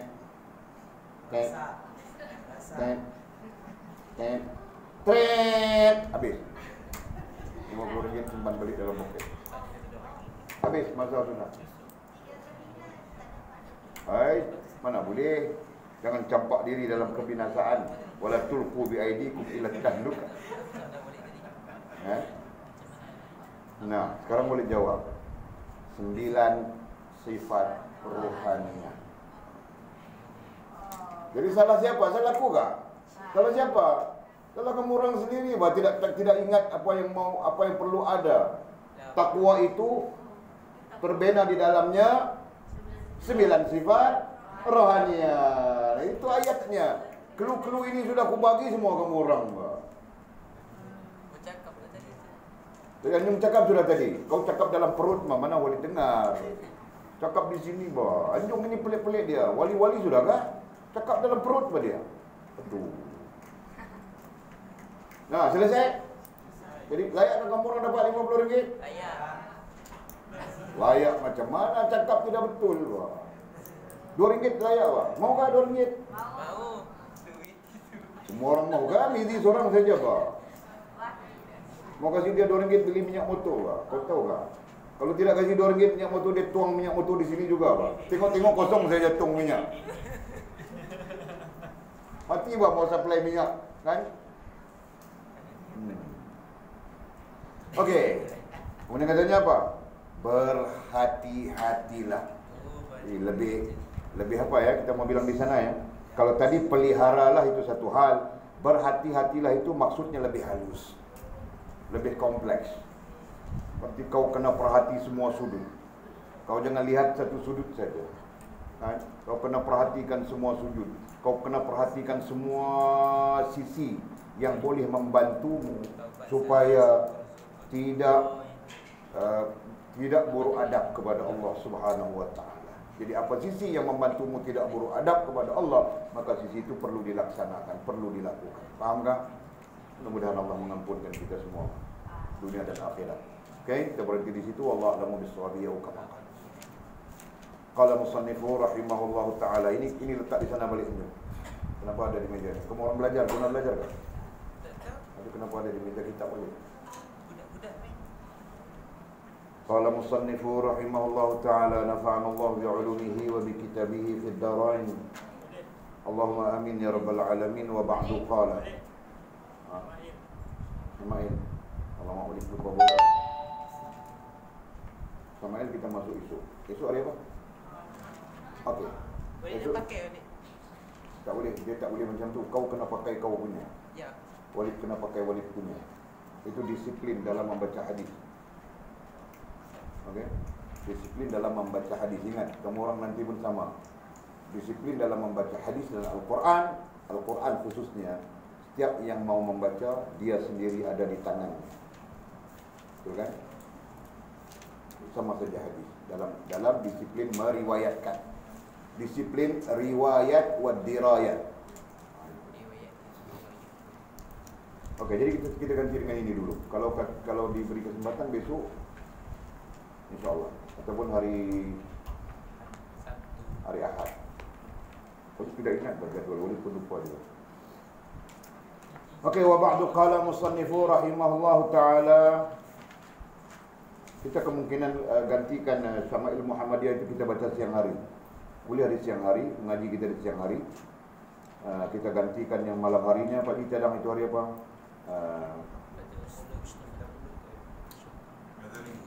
Imam Ghazali rahimahullah, Mukasyafatul Qulub. Mukasyafatul Qulub. Kita akan baca mengiringi, sebab kita mau belajar 9 sifat rohaniah tadi kan. Macam mana 9 sifat rohaniah itu menjadikan kita insan, bukan manusia, insan. Dan di dalam komposisi insan itu, ingredients of insan. Ingredient cakap Melayu apa dia? Bahan yang perlu ada dalam insan itu adalah 9 sifat itu tadi yang kita bilang takwa, ya kan? Kita akan belajar melalui Mukasyafatul Qulub. Jadi pendekatannya boleh baca saja. Kita baca saja, kita mengenali sifat-sifat satu-satu, kan? Insya-Allah akan cepat. Jadi sebab itu kamu orang kena rajin sikit. Okey? Okey, tengok kitab ini. Di mana sambung?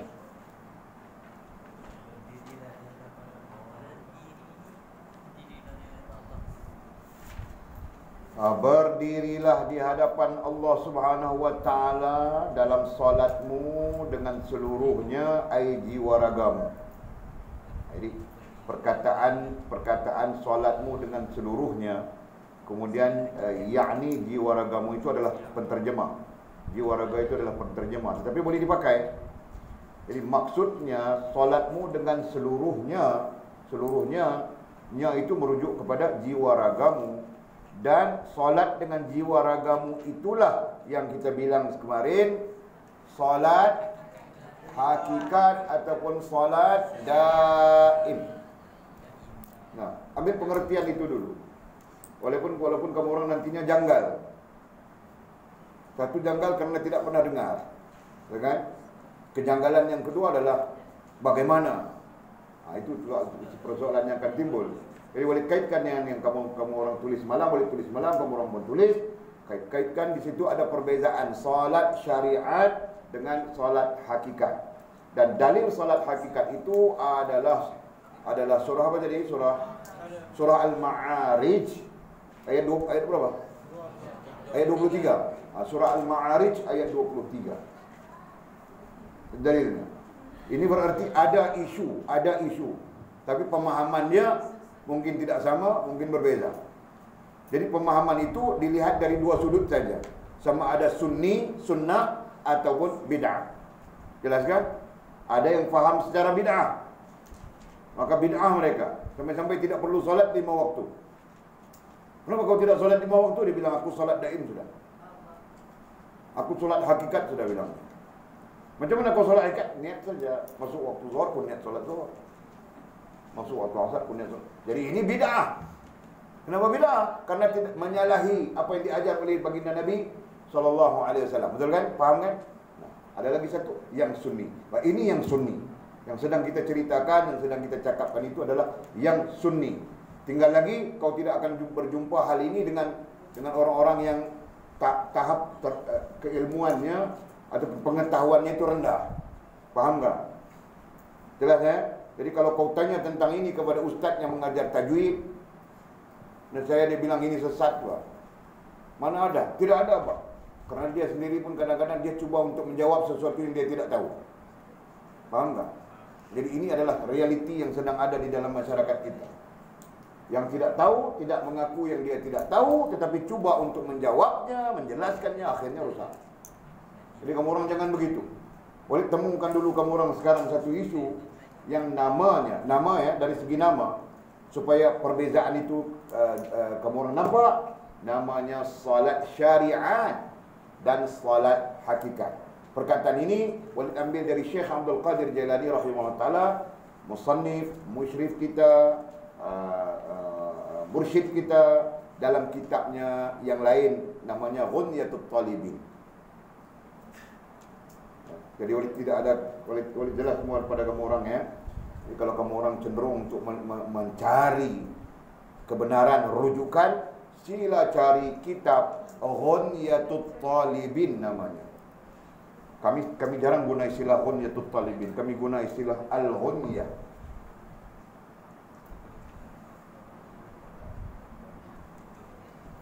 Al-Ghunyah, kami guna istilah ini At-Talibin. Kalau tak ada bagi kita itu. Itu rasa-rasa dalam ini pun ada. Tidak terasa. Okey? Nanti kamu orang akan berdepan, mana tahu dengan izin Allah, kalau kita belajar panjang lagi masa kita akan berdepan semua dengan hujjah dan muraja'. Bukan setakat hujjah, supaya kamu orang nantinya bercakap walid tidak menyebut walid yang kata. Sekarang kamu orang masih menggunakan walid cakap begini, Pak, walid cakap begitu, Pak, walid yang kata, Pak, sekarang. Tapi 4 tahun akan datang, kamu orang tidak akan mengeluarkan perkataan itu lagi. Faham tak? Walid tidak mau dengar lagi walid cakap, Pak. Walid kata, kamu orang cakap, ini dalilnya, ini Al-Quran dalilnya, ini hadis dalilnya, ini pendapat ulama ini pendapat ulama itu. Maka ketika itu baru betul kamu alim. Faham tak? Sekarang sikit-sikit walid cakap, sikit-sikit walid cakap. Macam pula walid ini Quran.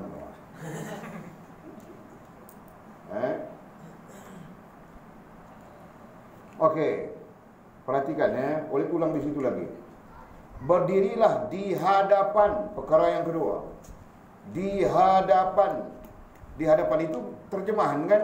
Terjemahan kepada iqamas salah, aqamus salah. Dan perkataan lain yang menggambarkan syariat itu wajhun, wajjahtu dan sebagainya. Jadi himpunan, gabungan mendirikan dan mengadap itu tadi dimaknakan secara hakikatnya adalah mengadap, adalah berhadapan, gitu kan? Dan bila digabungkan dengan konsep ilmu tauhid, Allah wujud tidak bertempat. Kalau bertempat itu kan satu arah saja. Jelas tak? Sedangkan Allah wujud tidak bertempat. Apabila tidak bertempat, itu menepati makna berhadapan itu tadi. Wajah tu di mana-mana pun kau menghadap Allah Subhanahu wa taala. Di mana-mana pun kau berhadapan dengan Allah Subhanahu wa taala. Itu terang sudah kan? Dalam keadaan kau tidur, kau jaga, kau sedar, kau tidak sedar, kita sebenarnya berhadapan dengan Allah. Itu yang boleh terangkan pada kamu orang dasar supaya kamu orang faham benar. Faham betul-betul Allah, agama, diri. Mula-mula boleh ajar kamu orang ini. Betul kan? Semua orang begitu. Nah, agama ini cuma jadi wasilah yang menghubungkanmu dengan Allah. Sekarang kita hilangkan wasilah itu, yang tinggal dirimu dan Allah, Allah dan dirimu. Betul? Faham tak begitu konsepnya? Jadi balik kepada hal yang kita sebutkan tadi, sama saja kan? Kita berhadapan dengan Allah. Jangan bilang Allah berhadapan dengan kita. Maha suci Allah. Kita yang berhadapan dengan Allah. Agama itu cuma wasilah. Jelas kan? Kita sedang berhadapan dengan Allah. Ini bulatan ini kehidupan kan? Betul. Jadi dalam kehidupan ini kita perlu ingat di dalam akal, perlu tambat teguh di dalam akal dan hati kita serta tingkah laku kita yang kita berhadapan dengan Allah. Jelas? Tambat itu bahasa saja. Bahasa Walid tambat. Bahasa ilmunya tasdik. Betul? Ajar sudah kan? Tasdik artinya tambatan, ikatan, betul kan? Bahasa ilmunya niat. Bahasa ilmunya rasa. Nah, jadi tambatan ini tasdik, niat, rasa, ini istilah datang dalam disiplin masing-masing. Jadi semua ini menggambarkan kita sedang dan kita berhadapan dengan Allah Subhanahu wa taala dari hidup sampai mati. Jelaskan sudah? Okey, Walid ajar sudah semua itu kan? Tidak perlu hurai lagi. Tasdik itu apa? Perlu hurai tak? Niat itu apa? Perlu hurai tak? Sudah kan? Rasa itu apa? Perlu hurai tak? Tidak perlu kan? Semua orang Walid hurai sudah. Ada dalam Asasul Usul, ada dalam Fathur Rahman. Jadi tidak perlu hurai-hurai lagi Letih menghuraikan. Nanti datang orang baru, kamu orang yang huraikan, bukan Walid. Bodoh orang baru, berarti kamu orang punya salah, bukan salah Walid. Tanggung jawab peranan masing-masing perlu diambil. Lagi selesai COVID, ada banyak apa mau datang. Saja-saja Walid kasih elan di Sabah melalui Haji Qabil. Rupa-rupanya hari ini saja Walid tengok 400 lebih sudah mau minta belajar di sini. Persendirian datang sendiri, tiket sendiri, semua sendiri. Wah, begitu lebih senang Walid kan? Dulu kamu orang Walid pikir kamu orang susah, payah, jadi RTMS pun tempat. Jadi Walid cari-cari duit, beli tiket terus semua kasih kamu orang. Rupa-rupanya kaya-kaya ada orang mau datang sendiri saja. Semua sendiri. Termasuk apa saja yang perlu semua sendiri. Walid cuma cerita di situ, kami menawarkan pengajian percuma. Itu saja. Belajar percuma. Kami sediakan tempat tidur, tempat tinggal, pondok percuma. Itu saja. Wah, 400 lebih minta sudah. Walid akan kasih tahu Ustaz Nazri. Walid mau tengok Ustaz Nazri kepala dia fikir macam mana pula. Sebab Walid baru tahu yang grade D dia hantar ke sini, yang grade A dia simpan di dia. Jadi bila kita dapat menghasilkan ilmuwan, faham tak? Jadi kamu orang di sini sebenarnya secara tidak langsung Walid tercabar, kamu orang perlu menerima cabaran, faham tak? Itu bentuk pahaman muda. Faham tak? Jadi dia menganggap kamu orang ni antar repair di sini. Dia anggap begitu, faham tak? Yang elok dia simpan.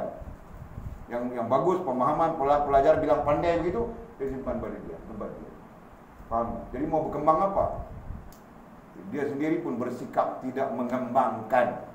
Faham tak? Tidak apa, boleh terima. Alhamdulillah, boleh belakang. Kamu orang 2 tahun sudah kan? Jadi kamu orang sungguh-sungguh menguasai. Biar yang dia rasa bagus itu sebenarnya tidak bagus. Kita yang belajar berkembang ini lebih bagus. Faham kami Zi? Baru kita hero kita itu. Oke, baru kamu orang jadi heroin balik tengok yang dia rasa bagus itu. Oh, tanya dia iman Islam Ihsan itu apa pun belum tentu dia boleh jawab. Tapi Wali tidak mengajar kamu orang untuk itu ya. Jadi kamu orang mau berdebat dengan orang pula. Oke, selesaikan ini dulu. Nah, faham tak tadi? So, kita sentiasa berhadapan kan? Kita sentiasa berhadapan dengan Allah dalam kehidupan kita. Kenapa? Kerana pada hakikatnya kita dan Allah, Allah dan kita. Betul kan, Jom? Yang lain itu jadi wasilah saja. Termasuk posisinya wasilah. Mungkin suamimu, istrimu nanti jadi wasilahmu untuk Allah terima atau tidak dirimu. Betul atau tidak? Mungkin nanti suamimu menjadi wasilahmu untuk Allah terimamu atau tidak. Faham tak? Begitu Pak. Yang lain, makanan yang kau makan itu menjadi wasilahmu untuk Allah terima atau tidak. Kan? Pakaian yang kau pakai nantinya menjadi wasilahmu untuk Allah terimamu atau tidak. Faham tak? Kalau kau pakai belah sana belah sini orang perempuan, nampak punggung, nampak perut buncit, nampak semua, maka kau anggap Allah menerimamu tak? Allah tidak akan menerimamu, betul kan? Itulah bentuk-bentuknya. Sama saja lelaki Pak. Pakai seluar yang fit sekarang ini, fit.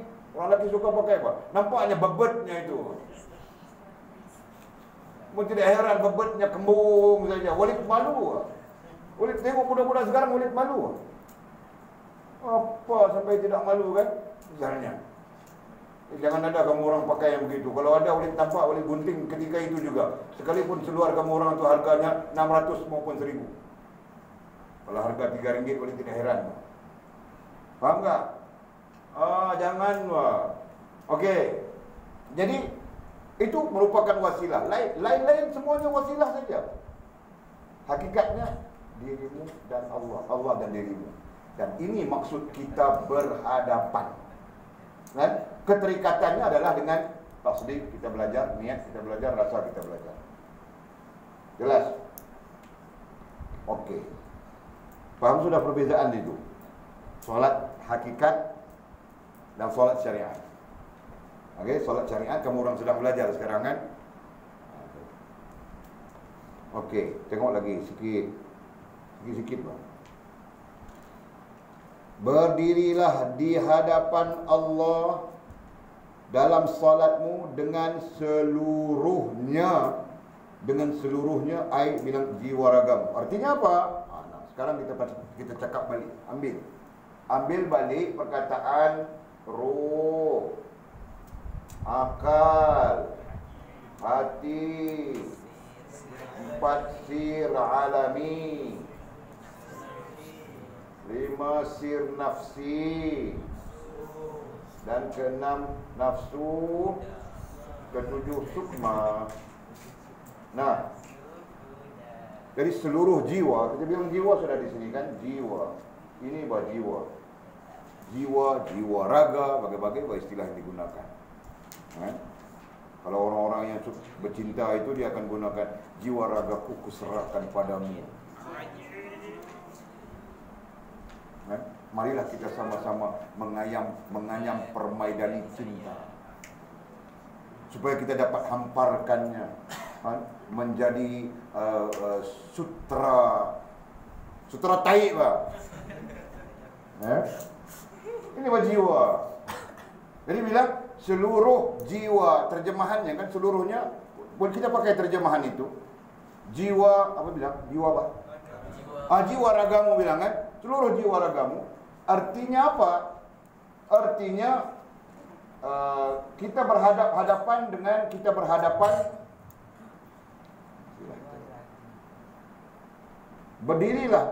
Berdirilah di hadapan Allah dalam solatmu dengan seluruhnya, dengan jiwa ragamu.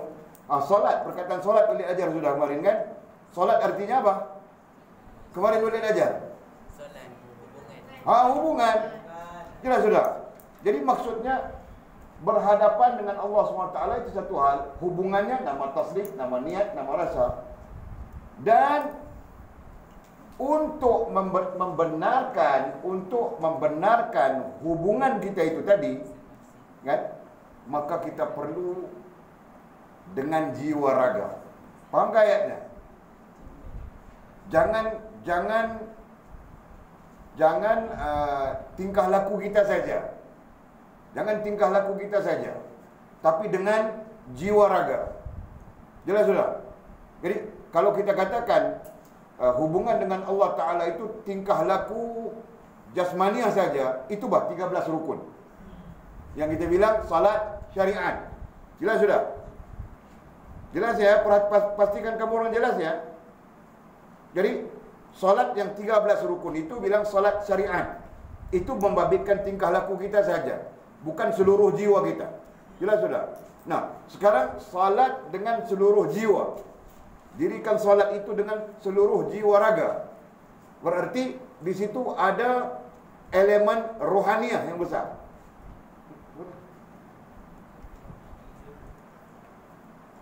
Okey. Jadi elemen rohaniah itu ini. Kita ambil ini. Maka kau solat dengan ruh kau sama. Bukan kau solat dengan hanya jasadmu. Kau solat dengan ruhmu sekali. Baru solatmu hidup. Jelas tak? Faham sekarang? Solatmu kalau tidak dengan ruhmu, maka solat itu mati. Ada hadis sahih berkenaan dengan itu. Ada hadis sahih. Sila lihat dalam Bukhari, Muslim, Ibnu Majah bab salat. Bab salat. Banyak. Dalam Mustadrak Al-Hakim panjang lebar cerita tentang solat yang hidup, solat yang mati, solat yang memberi manfaat, solat yang tidak memberi manfaat, dibincangkan panjang lebar. Apalagi dalam komentar-komentar para ulama hadis. Jelas? Jangan kau puasa seperti puasa orang mati. Jangan kau berzikir seperti zikir orang mati. Orang mati berzikir, iya, tapi dia mati. Dalam keadaan yang zikirnya itu kan tidak memberi makna hakiki, makna hakikat. Faham tak? Okey. Baik, jadi contoh mudah. Yang keduanya, akalmu juga. Ketika kau salat, akalmu turut salat. Jangan ketika kau salat, akalmu pergi pasar malam. Jelas tak? Ketika kau salat, kau teringat lipstick, kalping. Kan? Ketika kau salat, kau teringat mau makan burger. Dan macam-macam lagi bercontoh. Apapun yang kau ingat, kau bawa dalam akalmu ketika kau salat, itu menggambarkan bahawa kau tidak salat dengan jiwa ragamu. Jelas? Kemudian hatimu. Ketika kau salat, hatimu perlu salat, perlu turut salat, Pak. Jelas? Jangan kau bawa dalam hatimu macam-macam. Kata para ulama, akal berfikir, hati mengingat. Jadi ketika kau salat, semua kau ingat. Kunci kau letak di mana pun kau ingat. Tadi masa tidak salat, kau cari-cari saja. Allahu Akbar, teringat bahawa kunci ada di situ. Itu bezanya. Faham tak? Akal kau bawa masuk, fikir saja macam mana aku mau buat duit ini ya. Allah, macam mana mau buat ini, jalan saja dalam kepala. Itu fikir, itu kerja akal. Hati kerjanya mengingat. Jadi bawa keluar apa yang kau ingat. Itu beza. Okey. Kemudian sirah alami. Kau salat, kau kena apa? Kalau kau salat, maka sirah alamimu itu mampu menunjukkan bahawa kau sedang berdepan dengan Allah. Faham tak? Sirah alami itu mampu menunjukkan atau mampu menunjukkan mudah. Menunjukkan yang kau sedang berhadap dengan Allah. Demikian juga sir nafsi. Hal saja berbeza, sifatnya sama.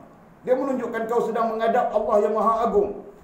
Allahu Akbar. Kita baca kan, wajjahtu wajhiya lilladzi fataras samawati wal ardh. Itu semua gambaran bagi memahamkan kepada seluruh struktur rohaniah kita yang kita sedang berdepan. Kita sedang menghadap Allah, Tuhan kita, pencipta 7 petala langit, 7 petala bumi. Jadi keagungannya, kebesarannya, kehebatannya kita sedang hadapi ketika itu. Jadi terjemahannya ada dalam sir alami. Terjemahannya ada dalam sir nafsi. Jadi kau kena bawa dia solat bersamamu. supaya dia menunjukkan kepadamu kebesaran Tuhanmu, supaya dia menampakkan kepadamu melalui akal dan hatimu kebesaran Tuhanmu, keagungan Tuhanmu. Faham tak? Maka ketika itu baru kau tahu bahawa tidak boleh main-main dalam solat misalnya. Kemudian solat bersama nafsumu. Jangan kau ikut-ikut saja nafsumu, bawa-bawa saja, besar-besar saja dia. Solat, nafsumu ajak dia solat. Macam mana mau ajak nafsu solat? Ya, ajak dia solat bagus-bagus. Faham tak? Jangan dalam solat itu nampak segala wawa, jual ayam, goreng, segala apa kan namanya lagi? Ulfa, jual pisang goreng, jual kek, segala siapa? Tidak tahu nama-nama sekarang ini kan? Itu nampak saja. Bukan setakat nampak terangsang terangsang. Dalam solat pun boleh terangsang Jun, aku minta maaf ya. Bakil, aku minta maaf ya kerana aku mau ceritakannya. Tidak ya, minta maaf ya, mau cerita. Dalam solat dia terangsang nampak saja. Tetek si wafa. Astaghfirullahaladzim, la haula wa la quwwata illa billahil aliyyil azim. Kerana wafa itu tidak pakai tudung. Wawa kan? Tidak pakai tudung jadi nampak saja kan? Jadi Allah datang wawa. Faham tak? Contoh itu pernah terjadi kah? Pernah balik. Aku muda dulu dari kamu orang. Jadi kamu orang jangan bohong. Oleh sebab itu orang perempuan kena tutup aurat. Jangan lihat orang perempuan yang tidak tutup aurat. Kalau kamu lihat yang tutup aurat itu, boleh tak? Boleh Tapi kau jangan lihat auratnya. Faham tak? Kalau kau lihat itu, betul tak? Jul, apa yang aku cakap ni betul tak? Aku muda dulu darimu, Jul. Pernah aku tahu, pernah aku lalui semua. Bakil betul kan Bakil? Begitu Jadi kau solat dengan nafsumu Astagfirullahaladzim. Itu termasuk dalam soal makan, dalam soal apa sekalipun kan? Termasuk Dan akhir sekali sukma. Sukma adalah cerminan. Jadi kau solat itu dengan sukmamu akan nampak kau tidak betul di mana. Kelemahan kau ialah ketika kau solat, kau teringat saja wawa yang nampak dia punya itu berarti nafsumu. Kan? Cerminan itu akan menunjukkan bahawa nafsumu besar dalam solat. Tundukkan dia. Sukmamu akan tunjuk bahawa akalmu jahat dalam solat. Sukma akan tunjuk hatimu tidak bagus dalam solat misalnya. Sukmamu yang akan jadi cerminan. Faham tak? Baru kau akan dapat tahu detect di mana kelemahan-kelemahan rohaniahmu. Faham tak? Begitu. Jelas ke? Jadi dirikanlah salat, berdirilah di hadapan Allah dalam salatmu, atau dirikanlah salat menghadap Allah, berhadapan dengan Allah dengan seluruh jiwamu. Itu maksudnya. Jelas sudah sekarang? Okey, jelas, kita berhenti di situ lagi. Besok kita sambung terus dan tunaikan zakat. Dia punya dasar dia sama saja dengan salat itu tadi. Berhadapan dengan Allah. Kita berhadapan dengan Allah. Okey? Wallahu a'lam bishawab atau kama qala. Jangan main-main kita sekarang sudah berada di peringkat yang tahap 2. Si Sofia walaupun ikut tahap 2 oleh rasa kau boleh tangkap sikit-sikit kan. Tinggal yang dasar nanti boleh selesaikan. Kalau ada rezekimu, kau boleh join saja grup ini. Kalau rasa tidak mampu, nanti kita campurkan dengan grup yang akan datang. Kita aturlah macam mana. Sebab Walid akan mengajar Asasul Usul dengan Fathur Rahman seperti mana biasa. Kalau budak-budak universiti itu datang balik, terus setiap minggu kita akan belajar Asasul Usul dan Fathur Rahman. Budak-budak universiti itu akan datang balik sebab masalah Covid dia orang pun tidak datang pengajian pada hari Sabtu pagi. Kan? Jadi Sofia boleh join grup itu. Join semua semua join. Yang ini yang dah belajar pun bukannya tahu pun dia orang ni. Okey? Ya, silakan.